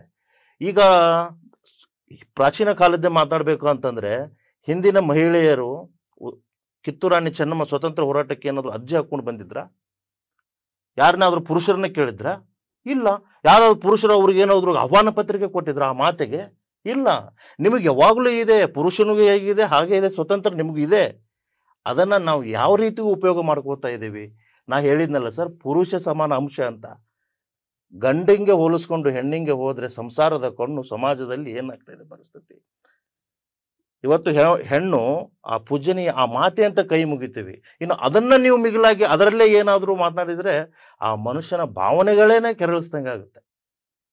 ಈ ಸ್ವತಂತ್ರ ಅಂದ್ರೆ ಯಾವುದರಲ್ಲಿ ಮಹಿಳೆ ಇಲ್ಲ ಸರ್? ಈಗ ರಾಷ್ಟ್ರಪತಿಯ ಸ್ಥಾನದಲ್ಲಿ ನಾವು ಮಾತೆಯನ್ನ ಕಂಡಿದ್ದೀವಿ. ಏನು ಏನಾಗ್ಬಿಟ್ಟಿದೆ, ಮಾನವ ಸಂಕುಲಗ ಈ ಒಂದು ಜೀವಿಗೆ ಹೆಣ್ಣೆ ಆಗಲಿ ಗಂಡೆ ಆಗಲಿ ಸಾಕು ಅನ್ನೋದೇ ಇಲ್ಲ, ಸಮಾಧಾನ ಅನ್ನೋದೇ ಇಲ್ಲ, ತೃಪ್ತಿ ಅನ್ನೋದೇ ಇಲ್ಲ. ಈ ಒಂದು ದ್ವಂದ್ವ ನೀತಿಗಳಿಂದ ನಾವು ಸ್ವತಂತ್ರವನ್ನ ಶಬ್ದ ಉಪಯೋಗ ಮಾಡ್ಕೊಂಡು ಹೋಗ್ತಾನೇ ಇದ್ದೀವಿ. ಯಾಕೆ? ಹೆಣ್ಣು ಸಂಸಾರದ ಕಣ್ಣು ಏನ್ ಅರ್ಥ ಇದೆ ಸರ್ ಇದು? ಯಾಕೆ ಗಂಡು ಸಂಸಾರದ ಕಣ್ಣು ಅನ್ಬೋದಾಗಿತ್ತಲ್ಲ. ಇವತ್ತು ಸಂಸಾರವನ್ನ ಚೆನ್ನಾಗಿ ನೋಡ್ಕೊಂಡು ಹೋಗೋ ತಾಯಿ ಹೆಣ್ಣು. ಸಂಸಾರ ಚಂದಿದ್ರೆ ಸಮಾಜ ಚೆನ್ನಾಗಿರುತ್ತೆ. ನಾವು ಭವ್ಯ ಭಾರತದ ಕನಸನ್ನು ಕಾಣಬೇಕಂದ್ರೆ ಮೊದಲು ನಮ್ಮ ಮನೆ ಒಳಗೆ ನಾವು ಹೇಗಿದ್ದೀವಿ, ನಮ್ಮ ಆತ್ಮಗಳನ್ನ ನಾವು ಪರೀಕ್ಷೆ ಮಾಡ್ಬೇಕು. ನಾವು ಹೆಣ್ಣಿನ ಕೈಯಾಗ ಅಧಿಕಾರ ಕೊಟ್ಟಿವಿ. ಯಾಕೆ ಅಧಿಕಾರ ಕೊಡ್ಬೇಕ್ರಿ? ಈ ಎರಡು ಕಣ್ಣು, ಒಂದು ಗಂಡು ಒಂದು ಹೆಣ್ಣು ಅನ್ಕೊಂಡು ಜೀವನ ಮಾಡ್ಬೋದಲ್ಲ. ಮಹಿಳೆಯರು ಆರತಿ ಬೆಳಗ್ತೀರಾ? ಎದಕ್ ಬೆಳಗ್ತೀರಾ? ಏನಿರುತ್ತೆ ಅಲ್ಲಿ ಆರತಿನ? ಈಗ ಹಿಡ್ದಿರ್ತಿರಲ್ಲ. ಎರಡು ಕಣ್ಣುಗಳು, ಅದನ್ನ ನಾವು ಸರಿಯಾಗಿ ನೀಗಿಸ್ಕೊಂಡು ಹೋಗ್ತೀನಿ, ಅದು ಹೆಣ್ಣು. ಇವತ್ತು ಸರ್ ಎರಡು ಕೈಲಿ ಸೇರಿದ್ರೇನೆ ಆಗೋದೆಲ್ಲನು ಚಪ್ಪಾಳೆ. ಪುರುಷನಿಗೆ ಪತಿಗೆ ಸತಿಯ ಆಶ್ರಯ ಬೇಕು, ಸತಿಗೆ ಪತಿಯ ಆಶ್ರಯ ಬೇಕು. ನನ್ನ ಗಂಡ ಇವತ್ತು ಜೀನ್ಸ್ ಪ್ಯಾಂಟ್ ಹಾಕಿದ್ ನಾ ಯಾಕೆ ಹಾಕ್ಬಾರ್ದು ಅಂತ. ಇದು ಈ ದ್ವಂದ್ವ ನೀತಿಗಳು ಸ್ವತಂತ್ರಕ್ಕೆ, ಅಲ್ಲಿ ಸ್ವತಂತ್ರ ಶಬ್ದನೇ ನೀವು ಹಾಳು ಮಾಡ್ತಾ ಇದ್ದೀರಾ. ಹೆಣ್ಣೊಂದು ಕಲಿತರೆ ಶಾಲೆಯೊಂದು ತೆರೆದಂತೆ ಯಾಕೆ ಹೇಳ್ತಾರೆ? ಗಂಡೊಂದು ಕಲಿತರೆ ಒಂದು ಯೂನಿವರ್ಸಿಟಿ ತೆರೆದಂತೆ ಅಂತ ಹೇಳ್ಬೋದಿತ್ತಲ್ಲ ಮೇಡಮ್. ಅಂದ್ರೆ ಹೆಣ್ಣು ಆ ಮಾತೆ ಏನಿದೆ ಅಲ್ಲ, ದೇವತೆ ಎಲ್ಲ ಅಡಗಿದೆ. 10 ದೇವರನ್ನ ಪೂಜಿಸೋಕ್ಕಿಂತ ಹೆತ್ತ ತಾಯಿಯನ್ನ ಪೂಜಿಸು ಅಂತ ಹೇಳದಕ್ಕಂತ ನಾಡು. ಇವತ್ತು ಹೆಣ್ಣಂದರೆ ಕೈ ಮುಗಿತಾರೆ. ಯಾಕೆ? ಅವರಲ್ಲಿರ್ತಕ್ಕಂಥ ಆ ದೈವಿ ಶಕ್ತಿ, ಅದೊಂದು ಪವಾಡ. ಹೆಣ್ಣಂದರೆ ಪವಾಡ. ಅದನ್ನ ಈಗೇನಾಗುತ್ತೆ, ಬರ್ತಾ ಬರ್ತಾ ಬರ್ತಾ ಬರ್ತಾ ದಿನದಿಂದ ದಿನಕ್ಕೆ, ಆ ಪ್ರಾಚೀನ ಕಾಲದಿಂದ ಈ ಆಧುನಿಕತೆ ಅನ್ನೋದೇನಿದೆ ಅಲ್ಲ, ಆಧುನಿಕತೆ ಅನ್ನೋದು ನಮ್ಮ ದೇಶದ ಅಲ್ವೇ ಅಲ್ಲ. ಬೇರೆ ರಾಷ್ಟ್ರಗಳಿಂದ ನಾವು ತಗೊಂಡ್ಬಂದು ಅವ್ರಂಗೆ ನಾವು ಮಾಡಕ್ ಹೊಂಟೀವಿ. ಬೇರೆ ರಾಷ್ಟ್ರದನ್ನ ನಾವು ಕಾಪಿ ಮಾಡಿ ಇವತ್ತು ನಮ್ದನ್ನ ನಾವು ಕಳ್ಕೊಳ್ತಾ ಇದ್ದೇವೆ. ಹೆಣ್ಣಿಗೆ ನೀವು ಸ್ವತಂತ್ರ ಸಂಗ್ರಾಮದಲ್ಲಿ ಕೇಳಿ, ಹಿಂದ್ಲಿಂದ ಬನ್ನಿ, ಯಾರು ಅಪ್ಲಿಕೇಶನ್ ಹಾಕಿರ್ಲಿಲ್ಲ, ನಾನು ನನ್ನ ದೇಶಕ್ಕೆ ಹೋರಾಡ್ತೀನಿ ಕರ್ಕೋರಿ ಅನ್ಲಿಲ್ಲ, ಬನ್ನಿ ನೀವು ಹೋರಾಡಿ ಅನ್ಲಿಲ್ಲ. ಬಂದ್ರು ಅವ್ರಾಗೆ ನಡೀತು. ಸ್ವತಂತ್ರವನ್ನ ಜಯಿಸಿಬಿಟ್ವಿ. ಇವತ್ತು ವೈರಿಯ ಜೊತೆ ನಾವು ಹೋರಾಡಬೇಕು ಹೊರತು ಇವತ್ತು ನಾವೇ ಕಚ್ಚಾಡೋ ಸ್ಥಿತಿ ಬಂದಿದೆ. ಸ್ವತಂತ್ರ ಅಲ್ಲಿಗೆ ಬಂದು ನಿಂತಿದೆ. ಇದು ವಿಪರ್ಯಾಸ. ಮತ್ತೆ ಬರ್ತೀನಿ, ನಿಮ್ಮ ಹತ್ರ ಬರ್ತೀನಿ. ನನಗೆ ಲತಾಮಣಿ ಮೇಡಮ್ ಅವ್ರ ಹತ್ರ ಹೋಗ್ತೀನಿ. ಅವರ ಪ್ರಶ್ನೆನೇ ತೆಗೆದುಕೊಂಡು ಅವರಂದ್ರು, ಪುರುಷನ ಸಮಾನವಾಗಿ ಕಾಣ್ತಕ್ಕಂಥ ಅಂಶ ಇದೆಯಲ್ಲ, ಅದು ಈಗ ತಾರತಮ್ಯತೆಯನ್ನು ಉಂಟು ಮಾಡ್ತಾ ಇದೆ. ಅದು ಪಾಶ್ಚಾತ್ಯ ಸಂಸ್ಕೃತಿ, ಆ ರೀತಿ ಆಗಬಾರ್ದು ಅಂತ ಅವರು ಒಂದು ಧೋರಣೆ. ಅದಕ್ಕೆ ನಿಮ್ಮ ಉತ್ತರ ಏನು? ಓಂ ಶ್ರೀ ಗುರುಭ್ಯೋ ನಮಃ. ಶ್ರೀ ಬಸವ ಟಿವಿಯ ಸಮಸ್ತ ಸಹೃದಯ ವೀಕ್ಷಕ ಬಂಧುಗಳಿಗೆ ಶರಣಾರ್ಥಿ. ಇವತ್ತಿನ ಚರ್ಚಾ ವಿಷಯ ನಿಜಕ್ಕೂ ಹೆಮ್ಮೆ ಪಡುವಂತಹ ವಿಷಯ ಆಗಿದೆ. ಯಾಕೆಂದ್ರೆ ಸ್ತ್ರೀಮಣಿಗಳಾಗಿ ನಾವೇನ್ ಇಲ್ಲಿ ಕೂತಿದೀವಿ, ನಮ್ಮ ಒಂದು ಮನಸ್ಸಿನಲ್ಲಿ ಇರುವಂತ ನೈಜತೆ ಏನಿದೆ, ಆ ನಿಜ ಭಾವನೆಗಳೇನಿದೆ, ಆ ಭಾವನೆಗಳನ್ನ ನೇರವಾಗಿ ನೈಜವಾಗಿ ಎಲ್ರ ಮುಂದೆ ವ್ಯಕ್ತಪಡಿಸುವಂತ ಒಂದು ಅವಕಾಶ. ಹಾಗೆ ನಮ್ಮಂತ ಸ್ತ್ರೀಯರು ಎಷ್ಟೋ ಜನ ಇದ್ದಾರೆ, ವೀಕ್ಷಕರು ನೋಡ್ತಾ ಇದ್ದೀರಾ, ಅವ್ರಿಗೂ ಕೂಡ ಕುತೂಹಲ ಇರುತ್ತೆ, ನಿಜಕ್ಕೂ ನಮ್ಗೆ ಸ್ವಾತಂತ್ರ್ಯ ಸಿಕ್ಕಿದ್ಯಾ ಇಲ್ವಾ ಅಂತ. ಸ್ತ್ರೀಗೆ ನಿಜವಾಗಿಯೂ ಸ್ವಾತಂತ್ರ್ಯ ದೊರಕಿದೆಯೇ ಅನ್ನೋದು ಪ್ರಶ್ನೆ. ಅಲ್ಲಿ ನಿಜವಾಗಿಯೂ ಅನ್ನೋ ಪದನ ಅಂಡರ್ಲೈನ್ ಮಾಡ್ಕೋಬೇಕಾಗತ್ತೆ. ಆಗ್ಲೇ ನಮ್ಮ ಎದುರಾಳಿ ಮಿತ್ರರು ಮಾತಾಡ್ತಾ ಹೇಳಿದ್ರು, ಸ್ತ್ರೀಗೆ ಯಾವ ರಂಗದಲ್ಲಿ ಪ್ರವೇಶ ಇಲ್ಲ, ಎಲ್ಲಾ ರಂಗದಲ್ಲೂ ಸ್ತ್ರೀ ಇದ್ದಾಳೆ, ಅವಳಿಗೆ ಯಾಕೆ ಸ್ವಾತಂತ್ರ್ಯ ಸಿಕ್ಕಿಲ್ಲ? ಸಿಕ್ಕಿದೆ ರೀ, ಸ್ವಾತಂತ್ರ್ಯ ಸಿಕ್ಕಿದೆ ಅಂತ ಹೇಳ್ತಾ ಇದ್ದಾರೆ. ಸಿಕ್ಕಿದೆ ನಿಜ. ಯಾವ ರೀತಿ ಸಿಕ್ಕಿದೆ? ಅದಕ್ಕೂ ಮುಂಚೆ ನಾನು ನಮ್ಮ ಎದುರಾಳಿ ಮಿತ್ರರಾದಂತಹ ರೇವಣ್ಣ ಸರ್ ಅವ್ರಿಗೆ ಹೃತ್ಪೂರ್ವಕ ಧನ್ಯವಾದಗಳನ್ನ ಅರ್ಪಿಸ್ತೀನಿ. ಯಾಕೆಂದ್ರೆ ಸ್ತ್ರೀಗೆ ಸ್ವಾತಂತ್ರ್ಯ ದೊರಕಿದೆ ಅಂತ ವಾದ ಮಾಡೋ ಅಂತ ನಿಟ್ಟಿನಲ್ಲಿ ಯಾವ ರೀತಿ ಸ್ವಾತಂತ್ರ್ಯವನ್ನ ಕೊಟ್ಟಿದೀವಿ ಅನ್ನೋದನ್ನ ಪರೋಕ್ಷವಾಗಿ ಹೇಳ್ತಾ ಇದ್ದಾರೆ. ಅಂದ್ರೆ ಸ್ತ್ರೀ ಅಲ್ಲಿ ಎಲ್ಲಿ ಚೌಕಟ್ಟಿನಲ್ಲಿ ಇದ್ದಾಳೆ, ಅವಳಿಗೆ ಯಾಕೆ ಮುಕ್ತ ಸ್ವಾತಂತ್ರ್ಯ ಇಲ್ಲ, ಅದನ್ನೇ ನಾನು ಅಂಡರ್ಲೈನ್ ಮಾಡಿ ಅಂತ ಹೇಳಿದ್ದು. ನಿಜವಾಗಿಯೂ ಅಂತ ಸ್ತ್ರೀಗೆ ನಿಜವಾಗಿಯೂ ಸ್ವಾತಂತ್ರ್ಯ ಸಿಕ್ಕಿಲ್ಲ. ಯಾಕೆ ಅಂದ್ರೆ ಯಾವ್ದೋ ಒಂದು ಚಲನಚಿತ್ರದಲ್ಲಿ ಬಂದಂತ ಹಾಡು, ಈ ಶತಮಾನದ ಮಾದರಿ ಹೆಣ್ಣು, ಸ್ವಾಭಿಮಾನದ ಸಾಹಸಿ ಹೆಣ್ಣು, ಗುಲಾಮಳಿವಳಲ್ಲ, ಸಲಾಮು ಹೊಡೆಯಲ್ಲ, ಕುತಂತ್ರವಿಲ್ಲದೆ ಅತಂತ್ರವಾಗದೆ ಸ್ವತಂತ್ರವಾಗಿ ಹಳು ಅಂತ ಹಾಡ್ತಾಳೆ. ಅದು ನಟನೆ ಅಷ್ಟೇ. ನೀವು ಕೊಟ್ಟಿರೋ ಅಂತ ಸ್ವಾತಂತ್ರ್ಯ ಇರ್ಬೋದು, ಅಥವಾ ಏನ್ 33% ಮೀಸಲಿಟ್ಟಿದ್ದೀರಾ, ಅದು ಕೂಡ ನಟನೆ ಅಷ್ಟೇ ಹೊರತು ಅಲ್ಲಿ ಸ್ತ್ರೀಗೆ ನಿಜಕ್ಕೂ ಸ್ವಾತಂತ್ರ್ಯ ಸಿಕ್ಕಿಲ್ಲ. ಮನುದೊಂದು ವಾಕ್ಯವನ್ನ ಉಲ್ಲೇಖ ಮಾಡಿದ್ರು, ಯತ್ರ ನಾರ್ಯಸ್ತು ಪೂಜ್ಯಂತೆ ರಮಂತೆ ತತ್ರ ದೇವತಾಹ ಅಂತ. ಅಂದ್ರೆ ಅಲ್ಲಿಗೆ ತಿಳ್ಕೊಂಡ್ಬಿಡಿ, ದೇವರು ಅಂದ್ರೆ ನಾವು ಒಂದು ಗರ್ಭಗುಡಿಯಲ್ಲಿ ಕೂರಿಸ್ತೀವಿ, ತನಗೆ ಏನು ಸಾಮರ್ಥ್ಯ ಇದೆ ಅದನ್ನ ಮಾತ್ರ ಆ ದೇವರ ಮುಂದೆ ಇಡ್ತೀವಿ, ಪೂಜಿಸ್ತೀವಿ. ಅದು ತನ್ನ ಒಂದು ನಿಯಮದ ಪ್ರಕಾರವೇ ಪೂಜಿಸ್ತೀವಿ. ಆ ದೇವರು ಏನು ಬಯಸ್ತಾ ಇದೆ ಅದನ್ನ ಕೇಳಲಿಕ್ಕೆ ಹೋಗಲ್ಲ. ಯಾಕೆ ಅಂದ್ರೆ ದೇವರಿಗೆ ಶಕ್ತಿ ಇದೆ ಅಷ್ಟೇ ಗೊತ್ತು, ಬಟ್ ಏನ್ ಬೇಕು ದೇವರಿಗೆ ಅದನ್ನ ನಾವ್ ಯಾರು ವಿಚಾರ್ಸಕ್ ಹೋಗೋದಿಲ್ಲ. ನೀವೇನ್ ಕೊಡ್ತೀರಾ ಅದು ಇಡ್ಬೇಕು ಅಲ್ಲಿ, ನೀವ್ ಹೇಗ್ ಪೂಜೆ ಮಾಡ್ತೀರಾ ಅದನ್ನ ಅಕ್ಸೆಪ್ಟ್ ಮಾಡ್ಕೋಬೇಕು, ನೀವೇನ್ ಬೇಡ್ಕೋತೀರಾ ಅದನ್ನ ತಥಾಸ್ತು ಅನ್ಬೇಕು. ಇದಷ್ಟೇ ಆ ಒಂದು ಪರಿಕಲ್ಪನೆ. ಆ ನಿಟ್ಟಿನಲ್ಲಿ ಹೆಣ್ಣನ್ನ ದೇವತೆ ಅಂತ ಹೊಗಳಿ ಹೊನ್ನ ಶೂಲಕ್ಕೆ ಏರಿಸ್ತರು ಅಂತ ಹೇಳ್ತಾರಲ್ಲ, ಹಾಗೆ ದೇವತೆ ಅನ್ನೋ ಪಟ್ಟವನ್ನ ಕಟ್ಟಿ 4 ಗೋಡೆಯ ಮಧ್ಯೆ ಕೂಡ ಹಾಕಿ ಗಂಡಿಗೆ ಎಂದಿಗೂ ನೀನು ಸರಿಸಮಾನಳಲ್ಲ ಅಂತ ಒಂದು ಮಾತನ್ನ ಹೇಳ್ತಾರೆ. ಈಗ ಎದುರಾಳಿ ಮಿತ್ರರು ಹೇಳಿದ್ರು, ಪುರುಷರಿಗೆ ಸಮಾನವಾಗಿ ಬಯಸ್ತಾಳಲ್ಲ, ಆ ಒಂದು ಅಂಶ ಅಂತ ಒತ್ತಿ ಹೇಳಿದ್ರಿ. ನಿಜಕ್ಕೂ ಅಲ್ಲೇ ಇರೋದು ಸ್ವಾತಂತ್ರ್ಯ. ಅವಳು ಎಲ್ಲ ಕೆಲಸವನ್ನು ಮಾಡಲಿಕ್ಕೆ ಸಮರ್ಥಳಿದ್ದಾಳೆ. ಒಬ್ಬ ಪುರುಷ ಮಾಡುವಂತಹ ಪ್ರತಿಯೊಂದು ಕೆಲಸವನ್ನ ಹೆಣ್ಣು ಮಾಡ್ಲಿಕ್ಕೆ ಸಿದ್ಧಳಾಗಿದ್ದಾಳೆ, ಸಮರ್ಥಳಾಗಿದ್ದಾಳೆ, ಶಕ್ತಳಾಗಿದ್ದಾಳೆ. ಅದೇ ಹೆಣ್ಣು ಮಾಡುವಂತಹ ಪ್ರತಿಯೊಂದು ಕೆಲಸವನ್ನ ಗಂಡಿನಿಂದ ಮಾಡ್ಲಿಕ್ಕೆ ಸಾಧ್ಯವೇ ಇಲ್ಲ. ಅದಕ್ಕೆ ನಿದರ್ಶನ ಅಂತ ಮಾತೆ ಅಂತ ಕರೆದಿರೋದು ಮೇಡಮ್. ನಿಮ್ಗೆ ಮಾತೆ ಅಂದ್ರೆ ನಿಮ್ಗೆಲ್ಲ ನೋಡಿ ಚೆನ್ನಾಗಿ ಸಮಾನ ಅಂಶ, ಪುರುಷನ ಸಮಾನ ಅಂಶವನ್ನ ಬಯಸ್ತಾ ಇದ್ದಾಳಲ್ಲ, ಅದು ತಪ್ಪು, ಅದು ನಮ್ಮ ಸಂಸ್ಕೃತಿ ಅಲ್ಲ ಅಂತ ಹೇಳ್ತಿದ್ದೀರಲ್ಲ, ಅದಕ್ಕಾಗಿ ನಾ ಹೇಳಿದ್ದು. ಪುರುಷನ ಸಮಾನಕ್ಕಿಂತಲೂ ಮಿಗಿಲಾದವಳು ಹೆಣ್ಣು. ಪುರುಷ ಸ್ತ್ರೀಗೆ ಸಮಾನವಾಗ್ಲಿಕ್ಕೆ ಖಂಡಿತ ಸಾಧ್ಯವಿಲ್ಲ. ಒಂದು ಉದಾಹರಣೆ ಕೊಡ್ತೀನಿ, ಸೃಷ್ಟಿ. ಮಗುವನ್ನ ತನ್ನ ಗರ್ಭದಲ್ಲಿ ಬೆಳೆಸಿ ಅವಳು ಹಡಿತಾಳೆ, ಆ ಕೆಲಸವನ್ನ ಯಾವ ಪುರುಷನೂ ಮಾಡ್ಲಿಕ್ಕೆ ಸಾಧ್ಯ ಅಲ್ಲ ಸರ್. ಅದನ್ನೇ ಹೇಳಿದ್ದು, ಪುರುಷನ ಸಮಾನ ಅಂಶ ಅಂತ ಹೇಳಿದಕ್ಕೆ ನಾ ಹೇಳ್ತಾ ಇದ್ದೀನಿ. ಪುರುಷನ ಸಮಾನತೆಯನ್ನ ಬಯಸೋದು ಸ್ತ್ರೀದು ತಪ್ಪಲ್ಲ. ಪುರುಷನಿಗಿಂತಲೂ ಮಿಗಿಲಾದ ಶಕ್ತಿ ಅವಳಿಗೆ ಇರುವಾಗ ಅಟ್ ಲೀಸ್ಟ್ ಸಮಕ್ಕೆ ಬರ್ತೀನಿ ಅಂದಾಗ ಪುರುಷ ಅಕ್ಸೆಪ್ಟ್ ಮಾಡ್ಬೇಕು, ಒಪ್ಕೋಬೇಕು. ನನ್ನ ಸರಿಸಮಾನಕ್ಕೆ ನೀನ್ ಬರ್ತೀಯಾ ಅಂದ್ರೆ ನಡತೆಗೆ ಚ್ಯುತಿ, ಅದು ನಿನ್ನ ಒಂದು ಏನು ಸಂಸ್ಕೃತಿ ಸಂಪ್ರದಾಯಕ್ಕೆ ಅದು ಅಪಚಾರ ಅನ್ನೋಂತ ಭ್ರಮೆ. ನಿಟ್ಟಿನಲ್ಲಿ ತಾವು ಮಾತಾಡ್ತಾ ಇದ್ದೀರಲ್ಲ, ಅದಕ್ಕೆ ನಾನು ಇದನ್ನ ಹೇಳಿದ್ದು. ಬರೀ ತಾವಷ್ಟೇ ಅಲ್ಲ, ನಮ್ಮ ಸಮಾಜದಲ್ಲಿ ಎಲ್ಲವನ್ನೂ ಬಲ್ಲವರು ಅಂತ ಎಷ್ಟೆಲ್ಲಾ ಜನ ಹೇಳ್ಕೊಂಡಿದ್ದಾರೆ, ಅವರೆಲ್ಲರೂ ಕೂಡ ಸ್ತ್ರೀಯನ್ನ ಒಂದು ಚೌಕಟ್ಟಿನಲ್ಲಿ ಇಟ್ಟು ನೋಡ್ತಾ ಇದ್ದಾರೆ. ಅದಕ್ಕಾಗಿ ಗಾಂಧೀಜಿಯವರು ಹೇಳಿದ್ದು, ಒಬ್ಬಳು ಸ್ತ್ರೀ ಒಂಟಿಯಾಗಿ ಅರ್ಧರಾತ್ರಿಯಲ್ಲಿ ಯಾವತ್ತು ಒಬ್ಬಳೆ ನಿರ್ಭಯವಾಗಿ ನಡೆದಾಡ್ತಾಳೋ ರಸ್ತೆಯಲ್ಲಿ, ಅವತ್ತು ನಮ್ಮ ದೇಶಕ್ಕೆ ನಿಜವಾದ ಸ್ವಾತಂತ್ರ್ಯ ಬರುತ್ತೆ ಅಂತ. ಅಲ್ಲಿಗೆ ತಿಳ್ಕೊಳ್ಳಿ, ಸ್ತ್ರೀ ಮೇಲೆ ಎಷ್ಟು ರೀತಿಯ ಶೋಷಣೆಗಳಿತ್ತು, ಯಾವ ರೀತಿ ಅವಳನ್ನ ಬಂಧನಕ್ಕೆ ಒಳಗಾಗಿಸಿದ್ರು. ಅದನ್ನ ಗಾಂಧೀಜಿಯವರು ಕೂಡ ಒಬ್ಬ ಪುರುಷನಾಗಿ ಯೋಚನೆ ಮಾಡಿದ್ದಾರೆ. ಅಂದ್ರೆ ಸ್ತ್ರೀಯ ಒಂದು ಶೋಚನೀಯ ಸ್ಥಿತಿ ಯಾವ ಮಟ್ಟಕ್ಕಿತ್ತು ಅನ್ನೋದನ್ನ ನಾವು ಯೋಚನೆ ಮಾಡ್ಬೇಕಾಗತ್ತೆ. ಎಲ್ಲವನ್ನೂ ಬಲ್ಲವನನ್ನ ನಾವು ಸರ್ವಜ್ಞ ಅಂತ ಹೇಳಿ ಕರಿತೀವಿ. ಅಂತ ಸರ್ವಜ್ಞನ ಬಾಯಿಂದ ಬಂದಂತ ಒಂದು ಮಾತನ್ನ ನಾನು ಹೇಳಲಿಕ್ಕೆ ಇಲ್ಲಿ ಇಷ್ಟಪಡ್ತೀನಿ. ನಾಯಿ ಬಾಲವ ನಂಬಿ ಹಾಯುವರೆ ಹಳ್ಳವನು, ನಾಯಿ ಬಾಲಿಂದ ಅತಿ ಚಪಲ, ಹೆಣ್ಣೆಂಬ ನಾಯಿಯ ನೆಚ್ಚುವರೆ ಸರ್ವಜ್ಞ ಅಂತ ಹೇಳ್ತಾರೆ ಸರ್ವಜ್ಞರು ಒಂದ್ ಕಡೆ. ಅವರ ಬಾಯಿಂದಲೇ ಬಂದಂತ ಈ ಒಂದು ವಚನ ಏನಿದೆ, ತ್ರಿಪದಿ ಏನಿದೆ, ಯಾರಾದ್ರೂ ನಾಯಿ ಬಾಲನ ಹಿಡ್ಕೊಂಡು ಹಳ್ಳ ದಾಟ್ಲಿಕ್ಕೆ ಪ್ರಯತ್ನ ಪಡ್ತಾರ? ಯಾಕೆಂದ್ರೆ ನಾಯಿ ಬಾಲ ಅಲ್ಗಾಡ್ತಾನೆ ಇರುತ್ತೆ, ಅದನ್ನ ನಂಬ್ಕೊಂಡು ನಾವು ಹಿಡಿದು ಹಳ್ಳ ದಾಟ್ತೀವಿ ಅಂದ್ರೆ ಮುಳುಗೋದು ಖಚಿತ. ಹಾಗೆ ಇರುವಾಗ ನಾಯಿ ಬಾಲ ಹೇಗೆ ಸ್ಥಿರ ಇಲ್ವೋ, ಅಳ್ಳಾಡ್ತಾ ಇರುತ್ತೋ, ಹಾಗೆ ಹೆಣ್ಣಿನ ಮನಸ್ಸು ಚಂಚಲ. ಅದಕ್ಕಿಂತಲೂ ಮಿಗಿಲಾದಂತ ಚಂಚಲತೆಯನ್ನ ಹೆಣ್ಣಿನ ಮನಸ್ಸು ಹೊಂದಿರುವಾಗ ಅವಳನ್ನ ನೆಚ್ಕೊಂಡು ನಾವು ಎಲ್ಲಾ ಸಂದರ್ಭವನ್ನು ಬಾಳ್ವೆ ನಡೆಸ್ಲಿಕ್ಕೆ ಆಗಲ್ಲ ಅನ್ನೋ ಒಂದು ಮಾತನ್ನ ಹೇಳ್ತಾರೆ.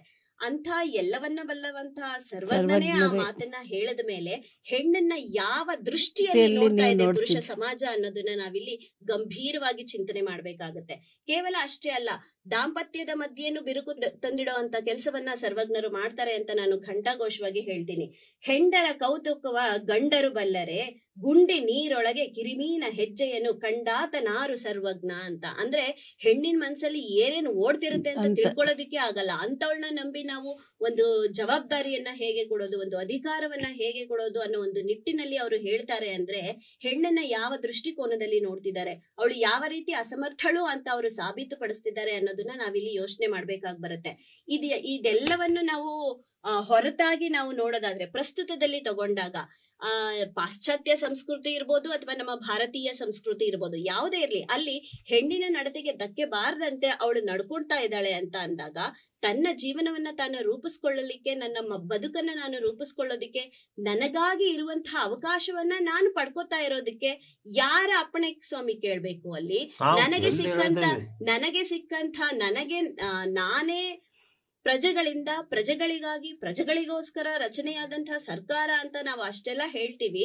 ಆ ಸರ್ಕಾರದಿಂದ ಸಿಗುವಂತ ಸೌಲಭ್ಯವನ್ನ ಪಡ್ಕೊಳ್ಳೋದಕ್ಕೂ ಹಿಂದೊಬ್ರು ಬೆಂಗಾವಲಿ ಇರ್ಬೇಕು. ಯಾಕೆ? ಹೆಣ್ಣು ಹುಟ್ಟಿದಾಗ ತಂದೆ, ಬೆಳೆದಾಗ ಪತಿ, ವೃದ್ಧಾಪ್ಯದಲ್ಲಿ ಪುತ್ರ, ಇವರ ಒಂದು ಅಂಕೆಯಲ್ಲೇನೆ, ಇವರ ಒಂದು ಆಶ್ರಯದಲ್ಲೇನೆ ಬೆಳಿಬೇಕು ಅಂತ ಮನು ಹೇಳ್ತಾನಲ್ಲ, ಅವನು ಹೇಳಿದ ಒಂದು ಮಾತಿನಿಂದ ಹೆಣ್ಣಿನ ಹಿಂದೆ ಒಂದು ಗಂಡು ಇರ್ಲೇಬೇಕು. ಅವಳು ಗಂಡಿನ ಆಶ್ರಯದಲ್ಲಿದ್ರ ಅಷ್ಟೇ ಅವಳಿಗೆ ಮರ್ಯಾದೆ. ಗಂಡಿನ ಆಶ್ರಯವನ್ನ ಬಿಟ್ಟು ಹೊರತಾಗಿ ಅವಳು ಸ್ವತಂತ್ರಳಾಗಿ ಜೀವನ ಸಾಗಿಸ್ತಿದ್ದಾಳೆ ಅಂದ್ರೆ ಅಲ್ಲಿ ಚಾರಿತ್ರ್ಯ ಸರಿ ಇಲ್ಲ, ನಡತೆ ಸರಿ ಇಲ್ಲ, ಗಂಡು ಬೀರಿ, ಬಜಾರಿ ಇತ್ಯಾದಿ ಇತ್ಯಾದಿ ಇತ್ಯಾದಿ ಪಟ್ಟಗಳನ್ನ ಕಟ್ಲಿಕ್ಕೆ ಪುರುಷ ಸಮಾಜ ತುದಿಗಾಲಲ್ಲಿ ನಿಂತಿರುತ್ತೆ. ಹೀಗಿರುವಾಗ ಹೆಣ್ಣಿಗೆ ಎಲ್ಲಿದೆ ಸ್ವಾಮಿ ಸ್ವಾತಂತ್ರ್ಯ? ಅದರಲ್ಲೂ ನಿಜವಾದ ಸ್ವಾತಂತ್ರ್ಯ. ಇದು ನನ್ನ ವಾದ. ಅದ್ಭುತವಾಗಿ ಮಾತಾಡಿದ್ರು. ಪ್ರಸಕ್ತವಾಗಿ ಏನ್ ನಡೀತಾ ಇದೆ ಅಂತ ನೋಡಿ, ಬಹುಶಃ ಎಷ್ಟು ಜನರಿಗೆ ಗೊತ್ತಿರ್ತಾ ಇಲ್ಲ, ಸರ್ವಜ್ಞನೂ ಸಹ ಹೆಣ್ಣನ್ನು ಈ ರೀತಿ ವಕ್ರವಾಗಿನೂ ನೋಡಿದಾನ ಅನ್ನೋ ಒಂದು ನಿದರ್ಶನಗಳನ್ನು 2 ವಚನಗಳಲ್ಲಿ ಅವರು ಉಲ್ಲೇಖ ಮಾಡಿದ್ರು. ಹಿರಿಯ ಸಾಹಿತಿಗಳು ಸಹ ಹೆಣ್ಣನ್ನ ವಿಡಂಬನೆಯನ್ನ ಮಾಡಿದಾರಲ್ಲ ಅಂತ. ಇದಕ್ಕೆ ನಿಮ್ಮ ಪ್ರತಿಕ್ರಿಯೆ ಏನು? ಸರ್ವಜ್ಞನ ವಚನ ಅಂತಂದ್ರೆ ಯಾವುದೇ ಸಾಹಿತ್ಯ ಕೆಲವೊಂದು ದೃಶ್ಯಗಳನ್ನ ನೋಡಿದಾಗ, ಸಂಗತಿಗಳನ್ನ ಗಮನಿಸಿದಾಗ ಸಾಹಿತ್ಯ ಹೊರಹೊಮ್ಮಂತದ್ದು. ಈಗ ಮನುನು ದ್ವಂದ್ವ ಹೇಳ್ತಾನೆ. ಒಂದ್ಸರಿ ನಾಸ್ತ್ರಿ ಸ್ವತಂತ್ರ ಮರ್ಹತಿ ಅಂತಾನೆ ಹೇಳ್ತಾನೆ, ಮತ್ತೊಂದ್ಸರಿ ಯತ್ರ ನಾರ್ಯಸ್ತು ಪೂಜಂತೆ ರಮಂತೆ ತತ್ರ ದೇವತಾ ಅಂತ. ಈಗ ಲೋಪದೋಷಗಳು ಹೆಣ್ಣಲ್ಲೂ ಇವೆ, ಗಂಡಲ್ಲೂ ಇವೆ. ಗಂಡು ಶ್ರೇಷ್ಠ ಅಂತ ಹೇಳಿ ಅದನ್ನ ಸಮರ್ಥವಾಗಿ ಒಪ್ಕೊಳ್ಳೋಕ್ಕಾಗಲ್ಲ, ಹೆಣ್ಣು ಕನಿಷ್ಠ ಅಂತ ಯಾರು ಕೂಡ ಒಪ್ಪಲ್ಲ. ನಾನು ಅದನ್ನೇ ಈಗಲೂ ಹೇಳ್ತಾ ಇರೋದು, ಈ ಸಮಾಜ ಪುರುಷ ಶ್ರೇಷ್ಠನೂ ಅಲ್ಲ, ಸ್ತ್ರೀ ಶ್ರೇಷ್ಠನೂ ಅಲ್ಲ, ಸ್ತ್ರೀ ಪುರುಷ ಸಮಾನವಾದಂತ ಸಮಾಜ. ಇವತ್ತು ನಮ್ಮ ಸಮಾಜ ಅಂತೂ ಮಹಿಳೆಯರಿಗೆ ಎಷ್ಟು ಗೌರವವನ್ನ ಕೊಟ್ಟಿದೆ. ಈಗ ತಾಯಿ ಸ್ಥಾನದಲ್ಲೇ ನೋಡ್ತೀವಿ, ಭರತ ಮಾತೆ ಅಂತೀವಿ, ಭರತ ಅಪ್ಪ ಅನ್ನಲ್ಲ ನಾವು. ಅಥವಾ ಕನ್ನಡ ಮಾತೆ ಅಂತೀವಿ, ಕನ್ನಡ ತಾಯಿ ಅಂತ ಕರಿತೀವಿ, ಕನ್ನಡ ಅಪ್ಪ ಅಂತ ಕರೆಯೋದಿಲ್ಲ ನಾವು. ಹಾಗೇನೆ ಗಂಗಾ ಮಾತೆ ಅಂತ ಕರಿತೀವಿ. ಅಂದ್ರೆ ಒಂದು ನೀರಿನಿಂದ ಹಿಡಿದು ಪ್ರತಿಯೊಂದಕ್ಕೂ ಅಷ್ಟು ಗೌರವವನ್ನ, ಅಂದ್ರೆ ಸ್ತ್ರೀ ಅಂತ ಅಂದ್ರೆ ಅಷ್ಟು ಶ್ರೇಷ್ಠ.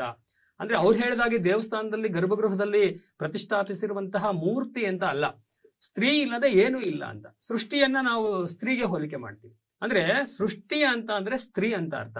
ಅಂದ್ರೆ ಇವತ್ತು ಮನುಷ್ಯ ಸಮಾಜದಲ್ಲಿ ಸ್ತ್ರೀಗೆ ಅಷ್ಟು ಗೌರವದ ಸ್ಥಾನ ಕೊಟ್ಟಿದ್ದಾನೆ. ಸ್ತ್ರೀ ಇಲ್ಲದೆ ಏನೂ ಇಲ್ಲ ಅನ್ನುವಂಥದ್ದು ಸಮಾಜಕ್ಕೆ ಮನವರಿಕೆ ಆಗಿದೆ. ಹಾಗಾಗಿ ಈ ಸಮಾಜ ಸ್ತ್ರೀಯನ್ನ ಬಹಳಷ್ಟು ಗೌರವಿಸುತ್ತೆ. ಇವತ್ತು ಈ ಸಮಾಜದಲ್ಲಿ ಸ್ತ್ರೀಗೆ ಎಲ್ಲ ರೀತಿಯ ಸ್ವಾತಂತ್ರ್ಯ ಕೂಡ ಇದೆ. ಸ್ವಾತಂತ್ರ್ಯ ಅವ್ರು ಹೇಳ್ತಾರೆ ಕೊಟ್ಟಿದ್ದಾರೆ. ನಾನು ಆದ್ಮೇಲೆ ಹೇಳಿದ್ನಲ್ಲ, ಕೊಡ್ಲಿಕ್ಕೆ ಅದೇನು ವಸ್ತು ಅಲ್ಲ, ಅದು ಸ್ವತಂತ್ರ ಇದೆ. ಅದನ್ನು ಅನುಭವಿಸ್ಬೇಕು, ಅನುಭವಿಸುವ ಮನಸ್ಸು ನಮ್ಗಿರ್ಬೇಕು. ಇವರೆಲ್ಲ ಒಂದ್ ಕಡೆ ನಮ್ಮ ಎದುರಾಳಿಗಳು ಸ್ವತಂತ್ರಕ್ಕೂ ಮತ್ತು ಸ್ವೇಚ್ಛಾಚಾರಕ್ಕೂ ಇರುವ ವ್ಯತ್ಯಾಸವನ್ನ ಅರ್ಥ ಮಾಡ್ಕೊಳ್ಳುವಲ್ಲಿ ವಿಫಲರಾಗಿದ್ದಾರೆ ಅನ್ನುವಂಥದ್ದು ನನ್ನ ಭಾವನೆ. ಯಾಕಂತಂದ್ರೆ ಮಧ್ಯರಾತ್ರಿಯಲ್ಲಿ ಓಡಾಡಬೇಡ ಅಂತ ಯಾವ ಸಮಾಜದಲ್ಲಿ ಯಾರು ಹೇಳಿಲ್ಲ. ಓಡಾಡುವಂತ ಪ್ರಯತ್ನವನ್ನ ನೀವು ಮಾಡಿಲ್ಲ ಅಷ್ಟೇ. ಅಂದ್ರೆ ಓಡಾಡ್ಲಿಕ್ಕೆ ಸ್ವಾತಂತ್ರ್ಯ ಇದೆ, ಸ್ವಾತಂತ್ರ್ಯವನ್ನ ಬಳಸ್ಕೊಳ್ಳುವಂತ ಪ್ರಯತ್ನವನ್ನ ಮಹಿಳೆ ಮಾಡ್ತಾ ಇಲ್ಲ ಅನ್ನುವಂಥದ್ದು ನನ್ನ ಅಭಿಪ್ರಾಯ. ಜೊತೆಗೆ ಇವತ್ತು ಸ್ತ್ರೀವಾದ ಅಂತ ಒಂದು ವಾದ ಇದೆ. ಈಗ ಪಾಶ್ಚಾತ್ಯ ಸಮಾಜದಲ್ಲಿ ತೀವ್ರಗಾಮಿ ಸ್ತ್ರೀವಾದ ಇದೆ. ತೀವ್ರಗಾಮಿ ಸ್ತ್ರೀವಾದದವರು ಎಲ್ಲಿಗೆ ಬಂದಿದ್ದಾರೆ ಈಗ ಅಂತಂದ್ರೆ, ಇವರು ಹೇಳ್ತಾರೆ ಸೃಷ್ಟಿಯ ವಿಚಾರದ ಬಗ್ಗೆ ಮಾತಾಡ್ತಾ ಇದ್ರು. ಅಂದ್ರೆ ಮಕ್ಕಳನ್ನ ಅಡೆಯುವಂತಹ ಹೆರುವಂತಹ ಒಂದು ಹೆಣ್ಣು ಇವತ್ತು ಮಕ್ಕಳನ್ನ ಹೆರುವಂತದ್ದು ಕೂಡ ತಪ್ಪು. ಅಂದ್ರೆ ಹೆರೋದನ್ನ ಬಿಟ್ಟು ನಾನು ಹೊರಗೆ ಬರ್ತೀನಿ ಅನ್ನೋ ಮಟ್ಟಿಗೆ ಇವತ್ತು ಮಹಿಳೆಯರು ಬಂದಿದ್ದಾರೆ. ಅಂದ್ರೆ ಹೆರೋದ್ರಿಂದಲೇ ನಾವೆಲ್ಲ ಇಷ್ಟೊಂದು ಅಸಮಾನತೆಗೆ ಒಳಗಾಗ್ತಿರೋದು. ಅಂದ್ರೆ ಸೃಷ್ಟಿಯ ಈ ಕೆಲಸಗಳಿಂದ ನಾನು ಇವತ್ತು ವೀಕ್ ಆಗ್ತಾ ಇದ್ದೀನಿ ಸಮಾಜದಲ್ಲಿ. ಹಾಗಾಗಿ ಅದನ್ನ ಕೂಡ ಬಿಟ್ಟು ನಾನು ಹೊರಗೆ ಬರ್ತೀನಿ ಎನ್ನುವ ಮಟ್ಟಿಗೆ ಇವತ್ತಿನ ಮಹಿಳೆಯರು ಬಹಳಷ್ಟು ಮುಂದೆ ಬಂದಿರತಕ್ಕಂಥದ್ದು ನಾವು ನೋಡ್ತಾ ಇದೀವಿ. ಈ ಸಂದರ್ಭದಲ್ಲಿ ನಾವು ಸ್ವಾತಂತ್ರ್ಯದ ಬಗ್ಗೆ ಮಾತನಾಡ್ತಕ್ಕಂಥ ಒಂದು ಪ್ರಶ್ನೆ ಇಲ್ಲ. ಯಾಕಂತಂದ್ರೆ ಸ್ವತಂತ್ರ ಅನ್ನುವಂಥದ್ದನ್ನು ಅವರು ಸಂಪೂರ್ಣವಾಗಿ ಅನುಭವಿಸ್ತಾ ಇದ್ದಾರೆ. ಸ್ತ್ರೀಯರಿಗೆ ಎಲ್ಲ ಕ್ಷೇತ್ರಗಳಲ್ಲೂ ಕೂಡ ಸ್ವತಂತ್ರ ಅನ್ನುವಂಥದ್ದು ಸಿಕ್ಕಿದೆ ಅನ್ನುವಂಥದ್ದು ನನ್ನ ಅಭಿಪ್ರಾಯ. ಇದ್ರ ಮೇಲೆ ಚಂಚಲತೆ ಅಂತ ಅಂದ್ರೆ ಹೆಣ್ಣಿಗೆ ಮಾತ್ರ ಚಂಚಲತೆ ಅಂತ ಅಲ್ಲ, ಗಂಡಿನಲ್ಲೂ ಚಂಚಲತೆ ಇದೆ. ಗಂಡು ಕೂಡ ಚಂಚಲ. ಆಮೇಲೆ ಇನ್ನೊಂದೇನಂದ್ರೆ ಹೆಣ್ಣು ಗಂಡು ಅಂದಾಕ್ಷಣಕ್ಕೆ ಅವರ ಮನಸ್ಥಿತಿಗಳು ಸಂಪೂರ್ಣ ಪ್ರತ್ಯೇಕ ಅಂತ ಹೇಳಿ ವಿಭಾಗಿಸಿ ಮಾತನಾಡಬಾರ್ದು. ಒಂದು ಗಂಡಿನಲ್ಲಿ ಹೆಣ್ಣಿನ ಗುಣಗಳು ಅಥವಾ ಹೆಣ್ಣಿನ ಅಂಶಗಳು ಕೂಡ ಇರ್ತವೆ, ಒಂದು ಹೆಣ್ಣಿನಲ್ಲಿ ಗಂಡಿನ ಅಂಶಗಳು ಕೂಡ ಇರ್ತವೆ. ಅದನ್ನೇ ನಾವು ಹೇಳುವಾಗ ಹೆಣ್ಸಂಗ ಅಂತ ಹೇಳ್ತೀವಿ ಅಥವಾ ಗಂಡು ಬೀರಿ ಅಂತ ಹೇಳ್ತೀವಿ. ಇದು ಇಬ್ಬರಲ್ಲೂ ಕೂಡ ಒಳ್ಳೇದಿರುತ್ತೆ. ಉದಾಹರಣೆಗೆ ಒಂದು ಗಂಡು ಒಂದು ಪ್ರೀತಿ ಸಹನೆ ಕರುಣೆ ತೋರಿಸ್ಬಿಟ್ರೆ ಅವನೇನು ಒಂಥರ ಹೆಣ್ಸಂಗ ಕಣ್ಣೀರಾಗ್ತಾನೆ ಅನ್ನೋಂಥ ಸಮಾಜ ಇದು. ಹಾಗಾಗಿ ಇವೆಲ್ಲ ಸ್ವಭಾವತಃ ಬಂದಿರತಕ್ಕಂಥ ಗುಣಗಳು.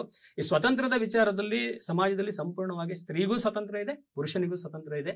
ಸ್ವತಂತ್ರ ಕೊಡ್ಲಿಕ್ಕೆ ಪುರುಷರು ಯಾರು ಅಲ್ಲ, ಅದನ್ನು ಪಡ್ಕೊಳ್ಳಿಕ್ಕೆ ಸ್ತ್ರೀಯರು ಯಾರು ಇಲ್ಲ. ಅದನ್ನು ಅನುಭವಿಸ್ಬೇಕಷ್ಟೇ.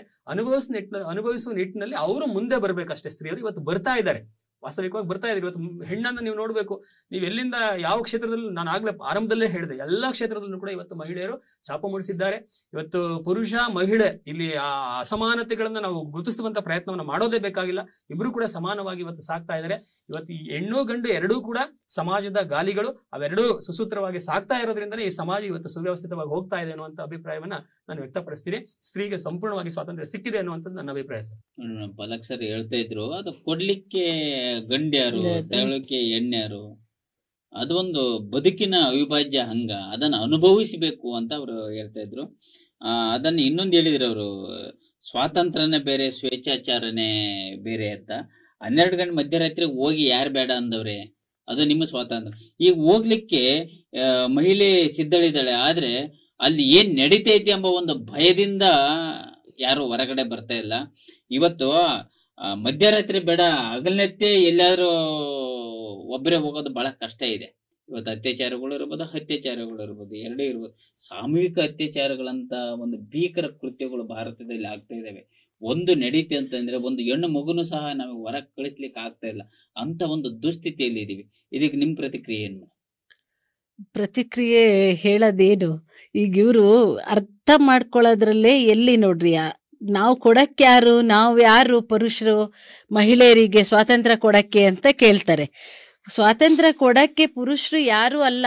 ಆದ್ರೆ ವ್ಯವಸ್ಥೆ ಏನಾಗ್ತಿದೆ ಇವತ್ತು, ಒಂದ್ ಸಣ್ಣ 2 ವರ್ಷದ ಮಗುನೇ ಬಿಡ್ತಾ ಇಲ್ಲ. ಅತ್ಯಾಚಾರದಂತಹ ವಿಷಯಗಳನ್ನ ನಾವು ಇಲ್ಲಿ ಮಾತಾಡಬಾರ್ದು ಅಂದ್ರೆ ನಾನು ಖಂಡಿತ ಅದನ್ನ ಮಾತಾಡ್ಲೇಬೇಕು. ಯಾಕೆ ಅಂದ್ರೆ ಇವತ್ತು ಒಂದು ತಾಯಿ, ಒಂದು ಹೆಣ್ಮಗಳು ಮದ್ವೆ ಆದ್ರು ಅಂದ ತಕ್ಷಣ ಅವಳಿಗೆ ನನಗೆ ಯಾವ ಮಗು ಹುಟ್ಟತ್ತೆ ಅನ್ನುವಂತಹ ಒಂದು ಗೊಂದಲದಲ್ಲಿ ಇವತ್ತು ತಾಯಿ ಇದ್ದಾಳೆ. ಯಾಕೆ ಅಂತಂದ್ರೆ ಈ ಸಮಾಜದಲ್ಲಿ ಆಗ್ತಿರುವಂತಹ ಅತ್ಯಾಚಾರಗಳು, ಅನಾಚಾರಗಳು, ಇದರಿಂದ ಅವಳು ಒಂದು ಮಗು ನನಗೆ ಯಾವ್ದು ಹುಟ್ಟತ್ತೋ ಅಂತ, ಇದು ಮಗು ಹುಟ್ಟಿದ್ರಲ್ಲಾಯ್ತು. ಇನ್ನೊಂದೇನ್ ಸಮಸ್ಯೆ ಆಗ್ತಿದೆ ಅಂತಂದ್ರೆ, ಒಂದ್ ವೇಳೆ ಮಕ್ಕಳೇ ಆಗಿಲ್ಲ ಅಂದ್ರೆ ಅದಕ್ಕೆ ದೂಷಣೆ ಮಾಡೋದು ಮತ್ತೆ ಹೆಣ್ಣನ್ನೇ. ಇವತ್ತು ಸಮಾಜದಲ್ಲಿ ಏನೇ ಆದ್ರೂ ಕೂಡ ಅದಕ್ಕೆ ಕಾರಣಕರ್ತರು ಹೆಣ್ಣೇ ಅಂತ ಬಿಂಬಿಸ್ತಾರೆ. ಇದು ಇಲ್ಲಿ ಸ್ವಾತಂತ್ರ್ಯ ನೀವು ಕೊಟ್ಟಿದೀವಿ ಅಂತಂದ್ರೆ ಸ್ವಾತಂತ್ರ್ಯ ನಮಗೆ ಎಲ್ಲಿ ಕೊಟ್ಟಿದ್ದಾರೆ?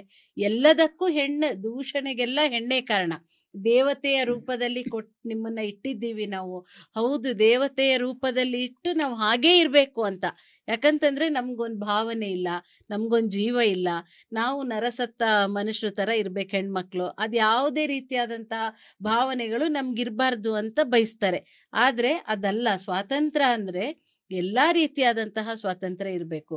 ಸಮಾಜದಲ್ಲಿ ಇವತ್ತು ಆಗ್ತಿರುವಂತಹ ಅತ್ಯಾಚಾರಗಳಿಗೆ ಹೆದ್ರಿ ಒಂದು ಹೆಣ್ಮಗು ತಾವೇ ಹೋಗಿ ಇವತ್ತು ಎಷ್ಟೋ ಜನ ಹೆಣ್ಣು ಹುಟ್ಟತ್ತಾ ಅಂತ ಕೇಳ್ಕೊಂಡು ಅಬಾರ್ಷನ್ ಮಾಡಿಸ್ಕೊಳ್ಳೋರಿದ್ದಾರೆ.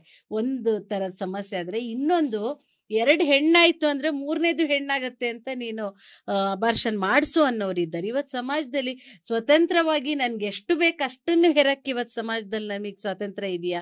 ಇಲ್ಲ. ಆಗ್ಲೇ ಇಲ್ಲ ಅಂದ್ರೆ ನೆಮ್ಮದಿಯಾಗಿ ಬದುಕಕ್ಕೆ ಸ್ವಾತಂತ್ರ್ಯ ಇದೆಯಾ? ಆ ತರದ್ದು ಹೇಳ್ತಿರೋದು. ಇವತ್ತು ಹೇಳಿದ್ರು ಏನು ಸ್ವಾತಂತ್ರ್ಯ ಹೋರಾಟದಲ್ಲೆಲ್ಲ ಹೆಣ್ಮಕ್ಳು ಇದ್ರು ಅಂತ. ಸ್ವಾತಂತ್ರ್ಯ ಹೋರಾಟದಲ್ಲಿ ಹೆಣ್ಮಕ್ಳು ಇದ್ರು ಇಲ್ಲ ಅಂತಲ್ಲ, ಆದ್ರೆ ಅದು ಬೆರಳೆಣಿಕೆಯರಷ್ಟೇ ಇದ್ರು. ಈಗ ತಿಲಕ್ರನ್ನೇ ಉದಾಹರಣೆ ತಗೊಳ್ಳೋಣ. ತಿಲಕ್ರು ಸ್ವಾತಂತ್ರ್ಯ ಹೋರಾಟದಲ್ಲಿ ಇದ್ದಂತ ಸಂದರ್ಭದಲ್ಲಿ ಹೆಣ್ಮಕ್ಳಿಗೆ ಸ್ವಾತಂತ್ರ್ಯ ಕೊಡಬಾರ್ದು, ಈ ತರದ್ದೆಲ್ಲ ವಿಷಯಗಳನ್ನ ಅವ್ರು ಹೇಳಿದ್ರು. ಯಾಕಂತಂದ್ರೆ ಹೆಣ್ಮಕ್ಳನ್ನ ಇದ್ರಲ್ಲಿ ಅಂಕೆಯಲ್ಲಿ ಇಡ್ಬೇಕು, ಈ ತರದ್ದೆಲ್ಲ. ಆದ್ರೆ ನಾವು ಬಹಳಷ್ಟು ವಿಷಯಗಳನ್ನ ನೋಡಿದಾಗ ಸ್ವಾತಂತ್ರ್ಯ ಕೊಟ್ಟಿದೆ ಅಂತ ಪುರುಷ ಪ್ರಧಾನ ಸಮಾಜ ನಮ್ಗೆ ಹೇಳಿದ್ರು ಕೂಡ ಅಲ್ಲಿ ಸಂಪೂರ್ಣ ನಿಜವಾದ ಸ್ವಾತಂತ್ರ್ಯ ನಮ್ಗೆ ಇರಲ್ಲ. ಇದ್ರಲ್ಲಿ ನಮ್ಮ ವಾದ. ಯಾಕಂತಂದ್ರೆ ಯಾವುದೇ ವಿಷಯಗಳನ್ನ ತಗೊಂಡ್ರು ಡಿಸಿಷನ್ ಮೇಕಿಂಗ್ ನೀವು ಮಾಡ್ತೀರಾ ಅಂತಂದ್ರೆ, ಆದ್ರೆ ನಮ್ದು ಅದೇ ಯಾವುದೇ ರೀತಿಯಾದಂತಹ ಡಿಸಿಷನ್ ಮೇಕಿಂಗ್ ನಮ್ಗಿರಲ್ಲ. ಇಲ್ಲಿ ಸಂದರ್ಭ ಅನುಸಾರವಾಗಿ ನಮ್ಗೆ ನಾವೆಲ್ಲದನ್ನ ಕೊಟ್ಟಿದ್ದೀವಿ, ನೀವೆಲ್ಲರೂ ಅನುಭವಿಸ್ತಾ ಇದ್ದೀರಿ ಅಂತ ಹೇಳಿದ್ರು ಕೂಡ ಇವತ್ತು ಸಮಾಜದಲ್ಲಿ ಆಗ್ತಾ ಇರುವಂತಹ ಸಮಸ್ಯೆಗಳಿಗೆ ಅನುಗುಣವಾಗಿ ನಮ್ಗೆ ಸ್ವಾತಂತ್ರ್ಯ ದೊರಕಿಲ್ಲ ಅಂತ ಹೇಳ್ತೀನಿ. ಇನ್ನೊಂದು, ಮಾಧ್ಯಮಗಳಲ್ಲಿ ಇವತ್ತು ಚಿತ್ರ ಮಾಧ್ಯಮ ಇರ್ಬೋದು, ಜಾಹೀರಾತುಗಳು ಇರ್ಬೋದು, ಹೆಣ್ಣನ್ನ ಹೇಗ್ ನೋಡ್ತಾ ಇದ್ದೀರಾ? ಹಾಗಿದ್ರೆ ಹೆಣ್ಣು ಒಂದು ಗೊಂಬೆನಾ? ಅದು ಕೇವಲ ತನ್ನ ಅಂಗಾಂಗವನ್ನ ಪ್ರದರ್ಶಿಸುವಂತ ಒಂದು ವಸ್ತುನ? ಅದಕ್ಕೆ ಬೇರೆ ಯಾವುದು ಇಲ್ವಾ? ಹಾಗಿದ್ರೆ ಹೆಣ್ಣು ಅಂದ್ರೆ ಅದಕ್ಕೆ ಶಕ್ತಿ ಇದೆ, ಅದ್ರದೇ ಆದಂತಹ ತಾಕತ್ತಿದೆ. ಹೆಣ್ಣು ಸಂಪೂರ್ಣ ಎಲ್ಲದನ್ನ ಅವಳು ಅದನ್ನ ನಿಭಾಯಿಸ್ತಾಳೆ. ಆದ್ರೂ ಕೂಡ ಯಾಕೆ ಜಾಹೀರಾತಲ್ಲಿ ಅರ್ಧ ಬಟ್ಟೆ ಹೆಣ್ಮಕ್ಳಿಗೆ ಮಾತ್ರ ಹಾಕ್ತೀರಾ, ಹುಡುಗರಿಗೆ ಹಾಕ್ರಿ? ಇವತ್ತೆಷ್ಟೋ ಫಿಲ್ಮ್ಗಳಲ್ಲಿ ನೋಡ್ತೀವಿ, ಅರ್ಧ ಬಟ್ಟೆನ ಹೆಣ್ಮಕ್ಳಿಗೆ ಮಾತ್ರ ಹಾಕ್ತಾರೆ, ಹುಡುಗರಿಗೆ ಫುಲ್ ಡ್ರೆಸ್ ಹಾಕ್ತಿರ್ತಾರೆ. ಯಾಕೆ? ಅದು ಏನು? ಹಾಗಾದ್ರೆ ಹೆಣ್ಮಕ್ಳಿಗೆ ಸ್ವಾತಂತ್ರ್ಯ ಕೊಟ್ಟಿದೀವಿ ಅಂತ ಈ ತರ ಸ್ವಾತಂತ್ರ್ಯ ಯಾಕೆ ಬೇಕು? ಈ ಪ್ರಶ್ನೆ ಇದು. ಏನಂತಂದ್ರೆ ನಿಜವಾಗಿ ಹೆಣ್ಣು ಮಕ್ಕಳನ್ನ ಯಾವ ತರದಲ್ಲಿ ನೋಡ್ತಾ ಇದ್ದೀರಾ? ಒಂದು ಇದ್ರಲ್ಲಿ ಏನು ಒಂದು ಲೈಂಗಿಕ ರೀತಿಯಲ್ಲಿ ಹೆಣ್ಮಕ್ಳನ್ನ ನೋಡ್ತೀರಾ? ಅದನ್ನ ಯಾಕೆ? ಹಾಗಿದ್ರೆ ಅವ್ರಿಗೆ ಅದನ್ನು ಹೊರತುಪಡಿಸಿನು, ಪ್ರಕೃತಿಯ ಒಂದು ನಿಯಮವನ್ನ ಹೊರತುಪಡಿಸಿನು ಬೇರೆದು ಹೆಣ್ಮಕ್ಳಿಗೆ ಇಲ್ವಾ? ಒಂದು ಮಾನಸಿಕ ಸ್ಥೈರ್ಯ ಇದೆ, ತಾಕತ್ತಿದೆ, ಇಡೀ ದೇಶವನ್ನ ನಿಭಾಯಿಸುವಂತಹ ಶಕ್ತಿ ಇದೆ, ಕುಟುಂಬವನ್ನ ನಿಭಾಯಿಸ್ತಾಳೆ. ದೊಡ್ಡ ಯಾವುದೇ ಫ್ಯಾಕ್ಟ್ರಿಗೂ ಕಮ್ಮಿ ಇಲ್ಲ ಅದು. ಒಂದು ಕುಟುಂಬವನ್ನ ಹೆಣ್ಮಗಳು ನಿರ್ವಹಣೆ ಮಾಡ್ತಿದ್ದಾಳೆ ಅಂತಂದ್ರೆ ದೊಡ್ಡ ಫ್ಯಾಕ್ಟ್ರಿ ನಡೆಸ್ದಂಗ ಅದನ್ನ ಅವಳು ಚಾಚು ತಪ್ಪದೆ ಮಾಡ್ತಿದ್ದಾಳೆ ಅಂತಂದ್ರೆ ಇದು ಯಾಕೆ ಚಿತ್ರಗಳಲ್ಲಿ ಅದರಲ್ಲಿ ಹೆಣ್ಮಕ್ಳನ್ನ ಆ ತರದ್ದು ಇದರಲ್ಲಿ ತೋರಿಸ್ಬೇಕು? ಮತ್ತೆ ಶೋಷಣೆ ಎಲ್ಲಾ ತರದಲ್ಲೂ ಶೋಷಣೆ ಆಗತ್ತೆ. ದೈಹಿಕವಾಗಿ ಇರುವಂತಹ ಒಂದು ಅಂಶವನ್ನ ಇಟ್ಕೊಂಡು ಹೆಣ್ಣಿಗೆ ಬೇರೆ ಬೇರೆ ರೀತಿಯಾದಂತಹ ಶೋಷಣೆಗಳನ್ನ ಮಾಡ್ತಾ ಇದ್ದಾರೆ. ಅದು ಸ್ವಾತಂತ್ರ್ಯ ಎಲ್ಲಿದೆ? ಅದನ್ನ ಮಾಡಿಲ್ಲ ಅಂತಂದ್ರೆ ಬೇರೆ ಸ್ವಾತಂತ್ರ್ಯ ಸಿಗ್ತಾ ಇಲ್ಲ ಅಲ್ಲ. ಈ ತರದ ಇದ್ರಲ್ಲಿ ನಮ್ಗೆ ನಿಜವಾಗ್ಲೂ ಸ್ವಾತಂತ್ರ್ಯ ಇಲ್ಲ ಅಂತ. ನೀವ್ ಹೇಳಿದ್ದಂಥದ್ದು ಒಂದು ರಾಜಕೀಯ ಬಗ್ಗೆ ಹೇಳಿದ್ರೆ, ಪ್ರಸ್ತಾಪವನ್ನು ಮಾಡಿದ್ರೆ ಅವಾಗ್ಲೇ, ರಾಜಕೀಯ ಮೀಸಲಾತಿ ಇರೋದು 33% ಇದೆ. ಆದ್ರೆ ಎಷ್ಟು ಜನ ಮಹಿಳೆಯರಿಗೆ ಮಂತ್ರಿ ಸ್ಥಾನವನ್ನು ಕೊಟ್ಟಿದ್ದಾರೆ ಎಂಬುದನ್ನು ನಾವು ನೋಡ್ಬೇಕಾಗುತ್ತೆ. ರಾಜ್ಯದಲ್ಲಿ ಆಗ್ಲಿ ಅಥವಾ ಕೇಂದ್ರದಲ್ಲಾಗ್ಲಿ ಅವ್ರ ಮೀಸಲಾತಿಲಿ ಮಾತ್ರ 33%. ಎಷ್ಟು ಜನ ಗೆಲ್ತಾ ಇದ್ದಾರೆ? ಮೀಸಲಾತಿ ತಕ್ಕಂಗೆ ಗೆಲ್ತಾರೆ, ಗೆದ್ದರಿಗೆಲ್ಲ ಮಿನಿಸ್ಟರ್ ಪೋಸ್ಟ್ ಸಿಗ್ತಾ ಇಲ್ಲ. ಆದ್ರೆ ಜೆಂಟ್ಸಿಗೆ ಹೆಚ್ಚು ನಾವು ಮಿನಿಸ್ಟರ್ ಪೋಸ್ಟ್ ಅನ್ನ ಕೊಡ್ತಾ ಇದೀವಿ. ಅದರಲ್ಲಿ ಒಂದು ಮಾತನ್ನ ಹೇಳಿದ್ರೆ, ಯಾರಾದ್ರೂ ಮಂತ್ರಿ ಆಗಿದ್ದೆ ಅಂದ್ರೆ ಅವ್ರ ಮನೆಯವರೇ ಅಲ್ಲಿ ಅಧಿಕಾರವನ್ನ ನಿರ್ವಹಿಸ್ತಾರೆ ಅಂತ. ಹೆಚ್ಚು ಈ ಶಿಲ್ಪಕಲೆಗಳಲ್ಲಿ ನೋಡಿ, ನೀವು ಸಿನಿಮಾ ತಗೊಂಡ್ರಲ್ವಾ, ಈಗಿನಲ್ಲ ಇದು, ಹಿಂದಿನ ಕಾಲದಿಂದ ಶಿಲ್ಪಕಲೆ ಕೆತ್ತನೆಯಲ್ಲಿ ನೋಡಿ ಮಹಿಳೆಯರನ್ನೇ ಅಲ್ಲಿ ಜಾಸ್ತಿ ಅನಾವರಣಗೊಳಿಸ್ತಕ್ಕಂಥ, ಅದು ಬೇರೆ ರೀತಿಯಲ್ಲಿ ಅನಾವರಣಗೊಳಿಸ್ತಾರೆ. ಈ ರೀತಿಯಲ್ಲಿ ಇದ್ದಾಗ ಎಲ್ಲಿದೆ ಸ್ವಾತಂತ್ರ್ಯ ಎಲ್ಲಿ ಅಂದ್ರೆ ದೈಹಿಕವಾಗಿ ಮಾತ್ರ ಅವಳೊಂದು ಲೈಂಗಿಕವಾಗಿ ಮಾತ್ರ ಯಾಕೆ ಹೆಣ್ಣನ್ನ ಆ ವಸ್ತುವಾಗಿ ನೋಡ್ತಾರೆ, ನೋಡ್ತಾ ಇದೆ ವಸ್ತುವಾಗಿ. ಒಂದು ಪುರುಷ ಅದನ್ನ ಸಮಾಜ. ಹೊರತುಪಡಿಸಿನೂ ಹೆಣ್ಣು ಇದಾಳಲ್ಲಪ್ಪ, ಅವಳು ಸಮರ್ಥಳಿದಾಳಲ್ಲ, ಅದನ್ನೇ ಯಾಕೆ ಹೆಚ್ಚು ಬಿಂಬಿಸ್ತೀರಾ? ಸ್ವಾತಂತ್ರ್ಯ ಎಲ್ಲಿ ಕೊಟ್ಟಿದ್ದೀರಾ ನೀವು ಅಂತ ಈಗ ಅದಕ್ಕೆ ಕೇಳ್ತಿರೋದು. ಉತ್ತರವನ್ನ ಈಗ ರೇವಣ ಸಿದ್ದೇಶ್ವರ ಕೊಡ್ತಾರೆ. ಇದೇ ವಿಪರ್ಯಾಸ ಅನ್ನೋದು. ಮೇಡಮ್ ಅವ್ರು ಹೇಳಿದ್ರು, ಸಿನಿಮಾದಲ್ಲಿ ನಮ್ಮನ್ನ ನೀವು ಯಾಕೆ ಆ ರೀತಿ ನೋಡ್ತೀರಿ ಅಂತ. ನೀವು ಯಾವ ರೀತಿ ತೋರಿಸ್ತೀರಾ ಆ ರೀತಿ ಜನ ನೋಡ್ತಾರೆ. ನೀವು ಯಾವುದಾವುದೇ ಒಂದು ಪರ್ಟಿಕ್ಯುಲರ್ ಆಗಿ ಒಂದು ಕ್ಷೇತ್ರಕ್ಕೆ ನೀವು ಹೋಗ್ತಿರಲ್ಲ, ಇವತ್ತು ನಾನು ಇಲ್ಲಿ ಕೂತಿದ್ದೀನಿ, ಈ ಬಟ್ಟೆ ಹಾಕೊಂಡಿದ್ದೀನಿ, ಎಲ್ಲರೂ ನಾನು ನೋಡ್ತಾ ಇದ್ದಾರೆ ವೀಕ್ಷಕರು. ಒಂದಂದೇ ಹೇಳೋದು, ಈಗ ನೀವು ವಿಷಯಾಂತರ ಮಾಡಬೇಡಿ, ನನಗೆ ನೋವಾಗುತ್ತೆ. ನನ್ನ ಸಿನಿಮಾದಲ್ಲಿ ಹೀರೋಯಿನನ್ನ ನೀವು ಆ ಥರ ತೋರಿಸ್ತೀರಿ. ಇಲ್ಲಿ ಮನುಷ್ಯನ ಭಾವನೆಗಳು ಬದಲಾವಣೆ ಆಗ್ತವೆ. ಈಗ ನೀವು ಅತ್ಯಾಚಾರ ವಿಷಯ ಮಾತಾಡಿದ್ರಿ, ಅತ್ಯಾಚಾರ ಯಾಕಾಯ್ತು? ಸಂಸ್ಕಾರದ ಕೊರತೆ ಆಯ್ತು, ಅತ್ಯಾಚಾರಗಳು ನಡೀತಾ ಓ, ಇದ್ವು. ಪಾಪ 1 ವರ್ಷದ ಮಗು ಏನ್ ಸಂಸ್ಕಾರ ತೋರ್ಸತ್ ಹೇಳ್ರಿ ನಿಮ್ಗೆ? ಮೇಡಮ್, 1 ವರ್ಷದ 2 ವರ್ಷದ ಇದು ಮಗು ವಿಷಯಾಂತರ ಏನ್ ಆಗ್ತಾ ಸಂಸ್ಕಾರ ಇರೋದು. ತೋರಿಸ್ತು? ಅಲ್ಲ, ಅದು ಆಗ್ತಾ ಇದೆ ಸಮಾಜದಲ್ಲಿ. ಆಗ್ತಾ ಒಂದು- ಇದೆಯಲ್ಲ, ನಾನು ಆಗಿಲ್ಲ ಅಂತ ಹೇಳ್ತಾ ಇಲ್ಲ, ಆಗ್ತಾ ಇದೆ. ಅದನ್ನ ಅವ್ರು ಪ್ರಶ್ನೆ ಮಾಡ್ತಾವ್ರೆ. ನಾ ಅದನ್ನೇ 2 ಉತ್ತರ ವರ್ಷದ ಕೊಡ್ತಾ ಮಗು ಇದ್ದೀನಿ. ಏನ್ ತೋರ್ಸತ್ ಹೇಳ್ರಿ ಸರ್? ನಾನು ಉತ್ತರ ಕೊಡ್ತಾ ಇದ್ದೀನಿ. ಇದು ಲೈಂಗಿಕ ವಿಷಯವಾಗಿ ಸಂಬಂಧಪಟ್ಟಿರ್ತಕ್ಕಂಥ ಈ ವಿಷಯ ಆಗ್ತದೆ. ಈ ಲೈಂಗಿಕ ಅಂದಾಗ ಗಂಡು ಹೆಣ್ಣು ಸೇರ್ಲೇಬೇಕು, ಅದು ಲೈಂಗಿಕ. ಇದು ವಿಷಯಾಂತರ ಆಗ್ತಾ ಇದೆ. ಅದು ನನಗೆ ಮಾತಾಡಕ್ ಮನಸ್ಸಿಲ್ಲ. ನಾನು ಹೆಣ್ಣನ್ನ ಗೌರವ ಕೊಡಬೇಕು, ಅದರಿಂದನೇ ಇಲ್ಲಿ ಕೂತಿರೋದು ನಾನು. ನೀವು ವಿಷಯಾಂತರ ಮಾಡಿ ಯಾವ್ದಾದ್ರು ಸಿನಿಮಾ ಕ್ಷೇತ್ರಕ್ಕೆ ಹೋಗ್ತಾ ಇದ್ದೀರಾ, ಅಲ್ಲಿ ಹೋಗ್ತಾ ಇದ್ದೀರಾ. ಈಗ 33% ಬಗ್ಗೆ ಮಾತಾಡ್ತಾರೆ, ನಾವು ಅದಕ್ಕಿಂತ ಹೆಚ್ಚಿಂದ ಏನು ಇದೆಯಲ್ಲ ನೀವು ಹೇಳ್ತಾ ಇದ್ದೀರಿ. 33% ಅದನ್ನೇ ಹೇಳ್ತಾ ಇದ್ದೀವಿ. ಗೆದ್ದು ಬಂದ್ರೆ ಮಂತ್ರಿ ಸ್ಥಾನ ಸರ್, ಗೆಲ್ದೇನೆ ಇದ್ರೆ ಏನು ಮಂತ್ರಿ ಸ್ಥಾನ? ಯಾಕೆ ಈಗ ಈಗಿರೋ ಸಚಿವ ಸಂಪುಟದಲ್ಲಿ ಮಹಿಳೆಯರು ಇಲ್ವೇ ಇಲ್ವಾ? ಅಲ್ಲ, ಒಂದೇ ಒಂದು ಕೊಡೋದು, ಅದೇ ಆದ ಮಹಿಳೆ ಮತ್ತು ಮಕ್ಕಳ ಮಕ್ಕಳ ಕಲ್ಯಾಣ ಇಲಾಖೆ ಕಲ್ಯಾಣ ಬಿಟ್ರೆ ಮಾತ್ರ ಅದು. ಬೇರೆ ಪೋಸ್ಟ್ ಅದೇ ಹೇಳೋದು. ಇದೇನಾಗ್ಬಿಟ್ಟಿದೆ, ಇದು ಎಲ್ಲರೂ ಅದೇ ಈಗ ಅದು ಹೆಣ್ಣಿಗೆ ಸರ್, ಹೆಣ್ಣೆ ವಾಸ್ತವ. ಶತ್ರು, ಹೆಣ್ಣಿಗೆ ಹೆಣ್ಣೆ ಶತ್ರು. ಅದನ್ನ ಅವರು ಪುರುಷ ಅಂಶವನ್ನ ಮುಖಂದ್ರೆ ಹೆಣ್ಣಿಗೆ ಹೆಣ್ಣೆ ಶತ್ರು, ಹಿರಿಯ ಅಕ್ಕನ ಚಾಳಿ ಮನಿ ಮಂದಿಗೆಲ್ಲ ಅಂತ ಹೇಳ್ತಾರ. ಯಾಕೆ ಹೇಳ್ತಾರ?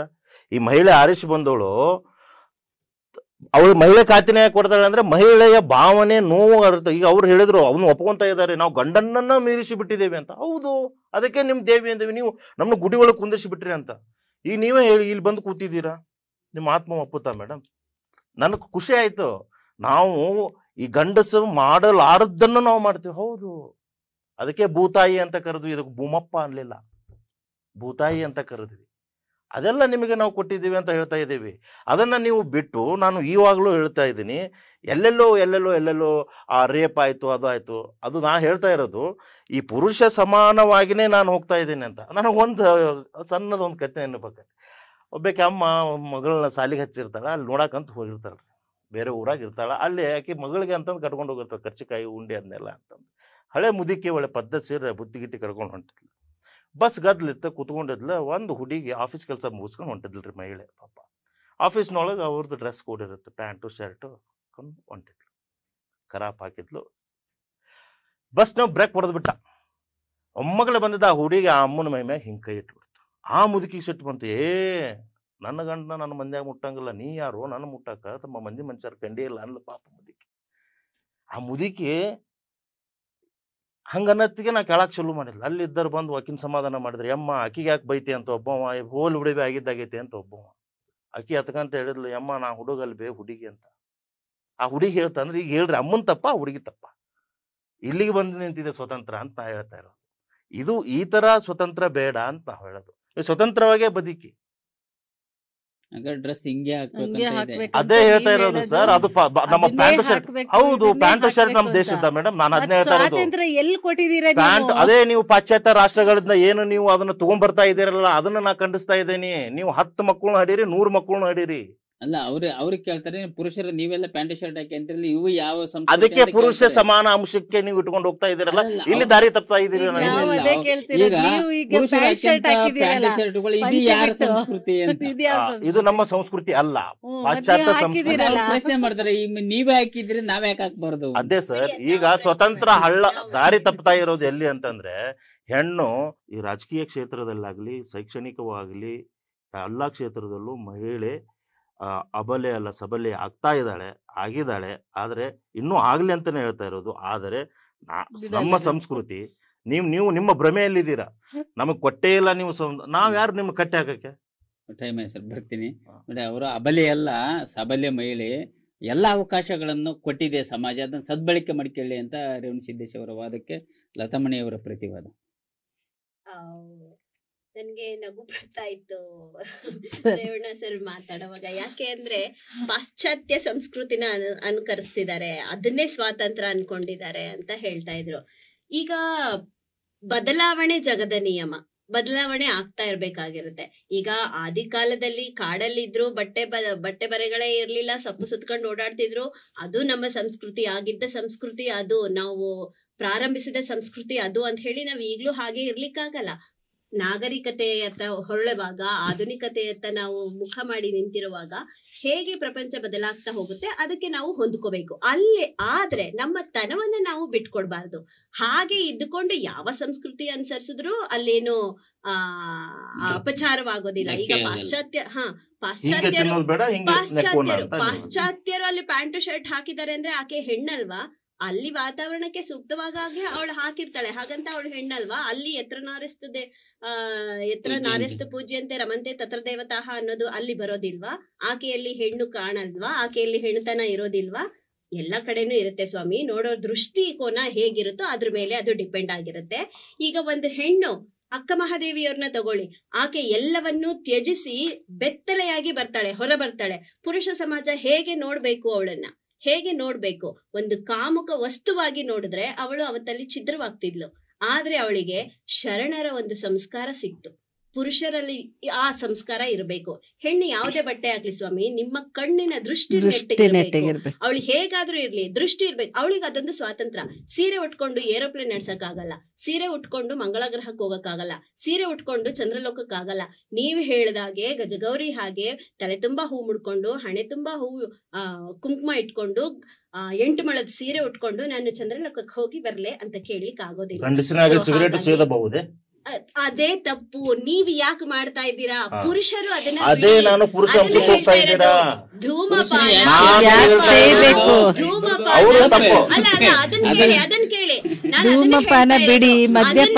ಸ್ವೇಚ್ಛೆ ಅಂತ ಹೇಳ್ತೀನಿ, ಅದನ್ನ ಸ್ವಾತಂತ್ರ್ಯ ಅಂತ ಹೇಳೋದಿಲ್ಲ, ಅದನ್ನ ಸ್ವೇಚ್ಛೆ ಅಂತ ಹೇಳ್ತೀನಿ. ಪುರುಷರೇ ಆಗ್ಲಿ ಸ್ತ್ರೀಯರೇ ಆಗ್ಲಿ, ಮದ್ಯಪಾನ ಧೂಮಪಾನ ಆರೋಗ್ಯಕ್ಕೆ ಹಾನಿಕರ, ಅದು ತಮಗೆ ಬಿಟ್ಟಿದ್ದು. ಆ ವಿಚಾರ ಇಲ್ಲಿ ಅದು ಸ್ವೇಚ್ಛೆ ಅಂತ ನಾನು ಹೇಳ್ತಾ ಇದ್ದೀನಿ. ಈಗ ಸ್ವಾತಂತ್ರ್ಯ ಅನ್ನೋದು ನೀವು ಪಾಶ್ಚಾತ್ಯರ ಅನುಕರಣೆ, ಅದನ್ನ ನೀವು ಸ್ವೇಚ್ಛೆ ಅನ್ನೋ ಲೆಕ್ಕಕ್ಕೆ ಹೇಳ್ತಾ ಇದ್ದೀರಾ. ನಾನು ಅದಕ್ಕೆ ಉದಾಹರಣೆ ಕೊಟ್ಟಿದ್ದು, ಚಂದ್ರಲೋಕಕ್ಕೆ ಹೋಗ್ ಬರ್ತೀನಿ ಅಂತ ಅಂದ್ರೆ ಸೀರೆ ಉಟ್ಕೊಂಡು ಹೋಗ್ಲಿಕ್ಕೆ ಆಗಲ್ಲ, ಅಲ್ಲಿ ಪ್ಯಾಂಟನ್ನೇ ಹಾಕ್ಬೇಕು.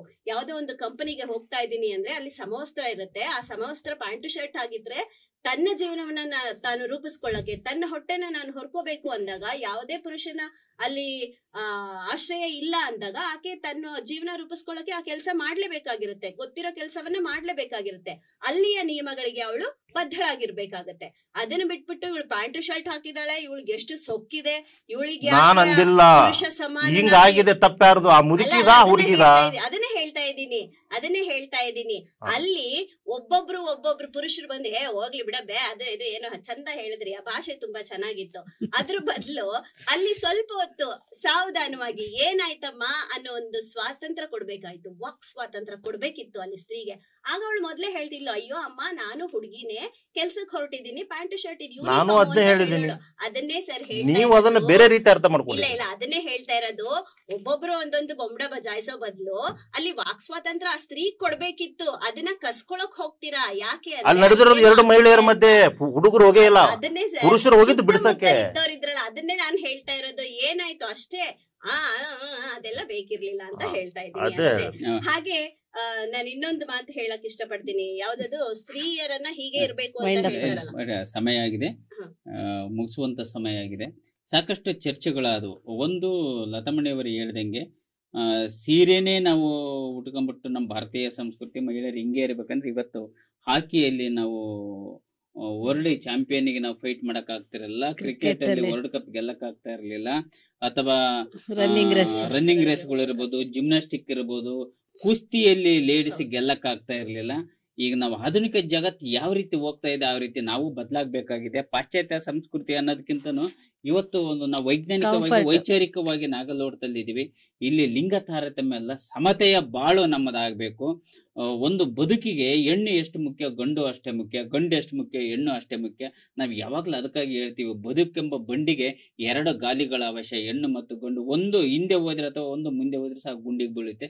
2 ಸಮ ಇಲ್ಲಿ, ಹೆಣ್ಣು ಮತ್ತು ಗಂಡು. ಇಲ್ಲಿ ಯಾವುದೋ ತಾರತಮ್ಯ ಇರಬಾರ್ದು. ಇಲ್ಲಿ ಸ್ವಾತಂತ್ರ್ಯವನ್ನ ಕೇಳಿ ಪಡೆಯೋದಲ್ಲ ಅಥವಾ ಕೊಡೋದಲ್ಲ, ಕಟ್ಟಳೆಗಳನ್ನು ವಿಧಿಸುವುದನ್ನು ಬಿಡಬೇಕು. ಆದ್ರೆ ಇವತ್ತಿನ ಒಂದು ಪರಿಸ್ಥಿತಿಯಲ್ಲಿ ಪುರುಷ ಸಮಾಜ ಕಟ್ಟಳೆಗಳನ್ನ ಹಾಕ್ತಾ ಇದೆ. ಒಂದು ಹೆಣ್ಣು ಮನೆಯಿಂದ ಹೊರಗಡೆ ಬರಬೇಕಾದ್ರೆ ಪರ್ಮಿಷನ್ ಕೇಳಿ ಬರಬೇಕಾಗುತ್ತೆ. ಮನೆಯಲ್ಲಿ ನಾವು ಇಂಥತ್ರಕ್ಕೆ ಹೋಗ್ತೀನಿ, ಇಂಥ ಒಂದು ಕಾರ್ಯಕ್ರಮಕ್ಕೆ ಹೋಗ್ತೀನಿ ಅಂತ. ಆದ್ರೆ ಒಂದು ಪುರುಷ ಬರುವಾಗ ಯಾವುದನ್ನಿಲ್ಲ, ನಾನು ಇಂಥ ಒಂದು ಕಾರ್ಯಕ್ರಮಕ್ಕೆ ಹೋಗಿ ಬರ್ತೀನಿ ಅಂತ ಹೇಳ್ಬಿಟ್ಟು ಬರಬಹುದು. ಅಲ್ಲ, ವಾಸ್ತವ ಇರೋದು ಎಲ್ಲ ಮನೆಯಲ್ಲಿ ಅಂತ ಹೇಳ್ತಾರಲ್ಲ, ಬಹುತೇಕ ವಾಸ್ತವ ಇರತಕ್ಕಂಥದ್ದು ಒಂದು ಜಗತ್ತು ನಾವು ಒಪ್ಪಿಗೆಬೇಕು. ವಾಸ್ತವ ಜಗತ್ತನ್ನ ಒಪ್ಪಿಗೆಬೇಕು. ಈ ನಿಟ್ಟಿನಲ್ಲಿ ಇವತ್ತು 4 ಜನ ಅತಿಥಿಗಳು ನಮ್ಮ ಸ್ಟುಡಿಯೋಕ್ಕೆ ಆಗಮಿಸಿ ಸ್ತ್ರೀಗೆ ನಿಜವಾಗಿಯೂ ಸ್ವಾತಂತ್ರ್ಯ ದೊರಕಿದೆಯೋ ಇಲ್ಲವೋ ಎನ್ನುವ ನಿಟ್ಟಿನಲ್ಲಿ ಬಹಳ ಉತ್ತಮ ಅಂಶಗಳನ್ನ ಚರ್ಚೆ ಮಾಡಿ ಒಂದು ಒಳ್ಳೆ ಫಲಿತಾಂಶವನ್ನು ಕೊಟ್ಟಿದ್ದಾರೆ. ನಮ್ಮ ವೀಕ್ಷಕರಿಗೆ ಬಹುಶಃ ಯಾವುದು ಸೂಕ್ತ ಅಂತ ಅವರು ನಿರ್ಧರಿಸ್ತಾರೆ ಅಂತ ಹೇಳ್ತಾ 4 ಜನ ಅತಿಥಿಗಳಿಗೆ ನಮ್ಮ ಬಸವ ಟಿವಿಯ ಪರವಾಗಿ ತುಂಬ ಹೃದಯದ ಧನ್ಯವಾದಗಳನ್ನು ಸಲ್ಲಿಸ್ತಾ ಇದೆ. ಶರಣು ಶರಣಾರ್ಥಿ. ಪ್ರಿಯ ವೀಕ್ಷಕ ಬಂಧುಗಳೇ, ಇಲ್ಲಿವರೆಗೂ ಸ್ತ್ರೀಗೆ ನಿಜವಾಗಿ ಸ್ವಾತಂತ್ರ್ಯ ದೊರಕಿದೆ ಇಲ್ಲವೆಂಬ ವಿಷಯದಲ್ಲಿ ಸಾಕಷ್ಟು ಚರ್ಚೆಗಳನ್ನ ಕೇಳ್ತಾ ಇದ್ದೀವಿ. ಇದೇ ರೀತಿ ಮತ್ತೆ ಬೇರೆ ಬೇರೆ ವಿಷಯಗಳನ್ನ ಹೊತ್ತು ಮತ್ತೆ ನಿಮ್ಮ ಮುಂದೆ ಬರ್ತೀವಿ. ಅಲ್ಲಿವರೆಗೂ ನೋಡ್ತಾ ಇರಿ ಶ್ರೀ ಬಸವ ಟಿವಿ. ಇದು ಸಂಸ್ಕಾರದ ಬೆಳಕು. ಶರಣು ಶರಣಾರ್ಥಿ.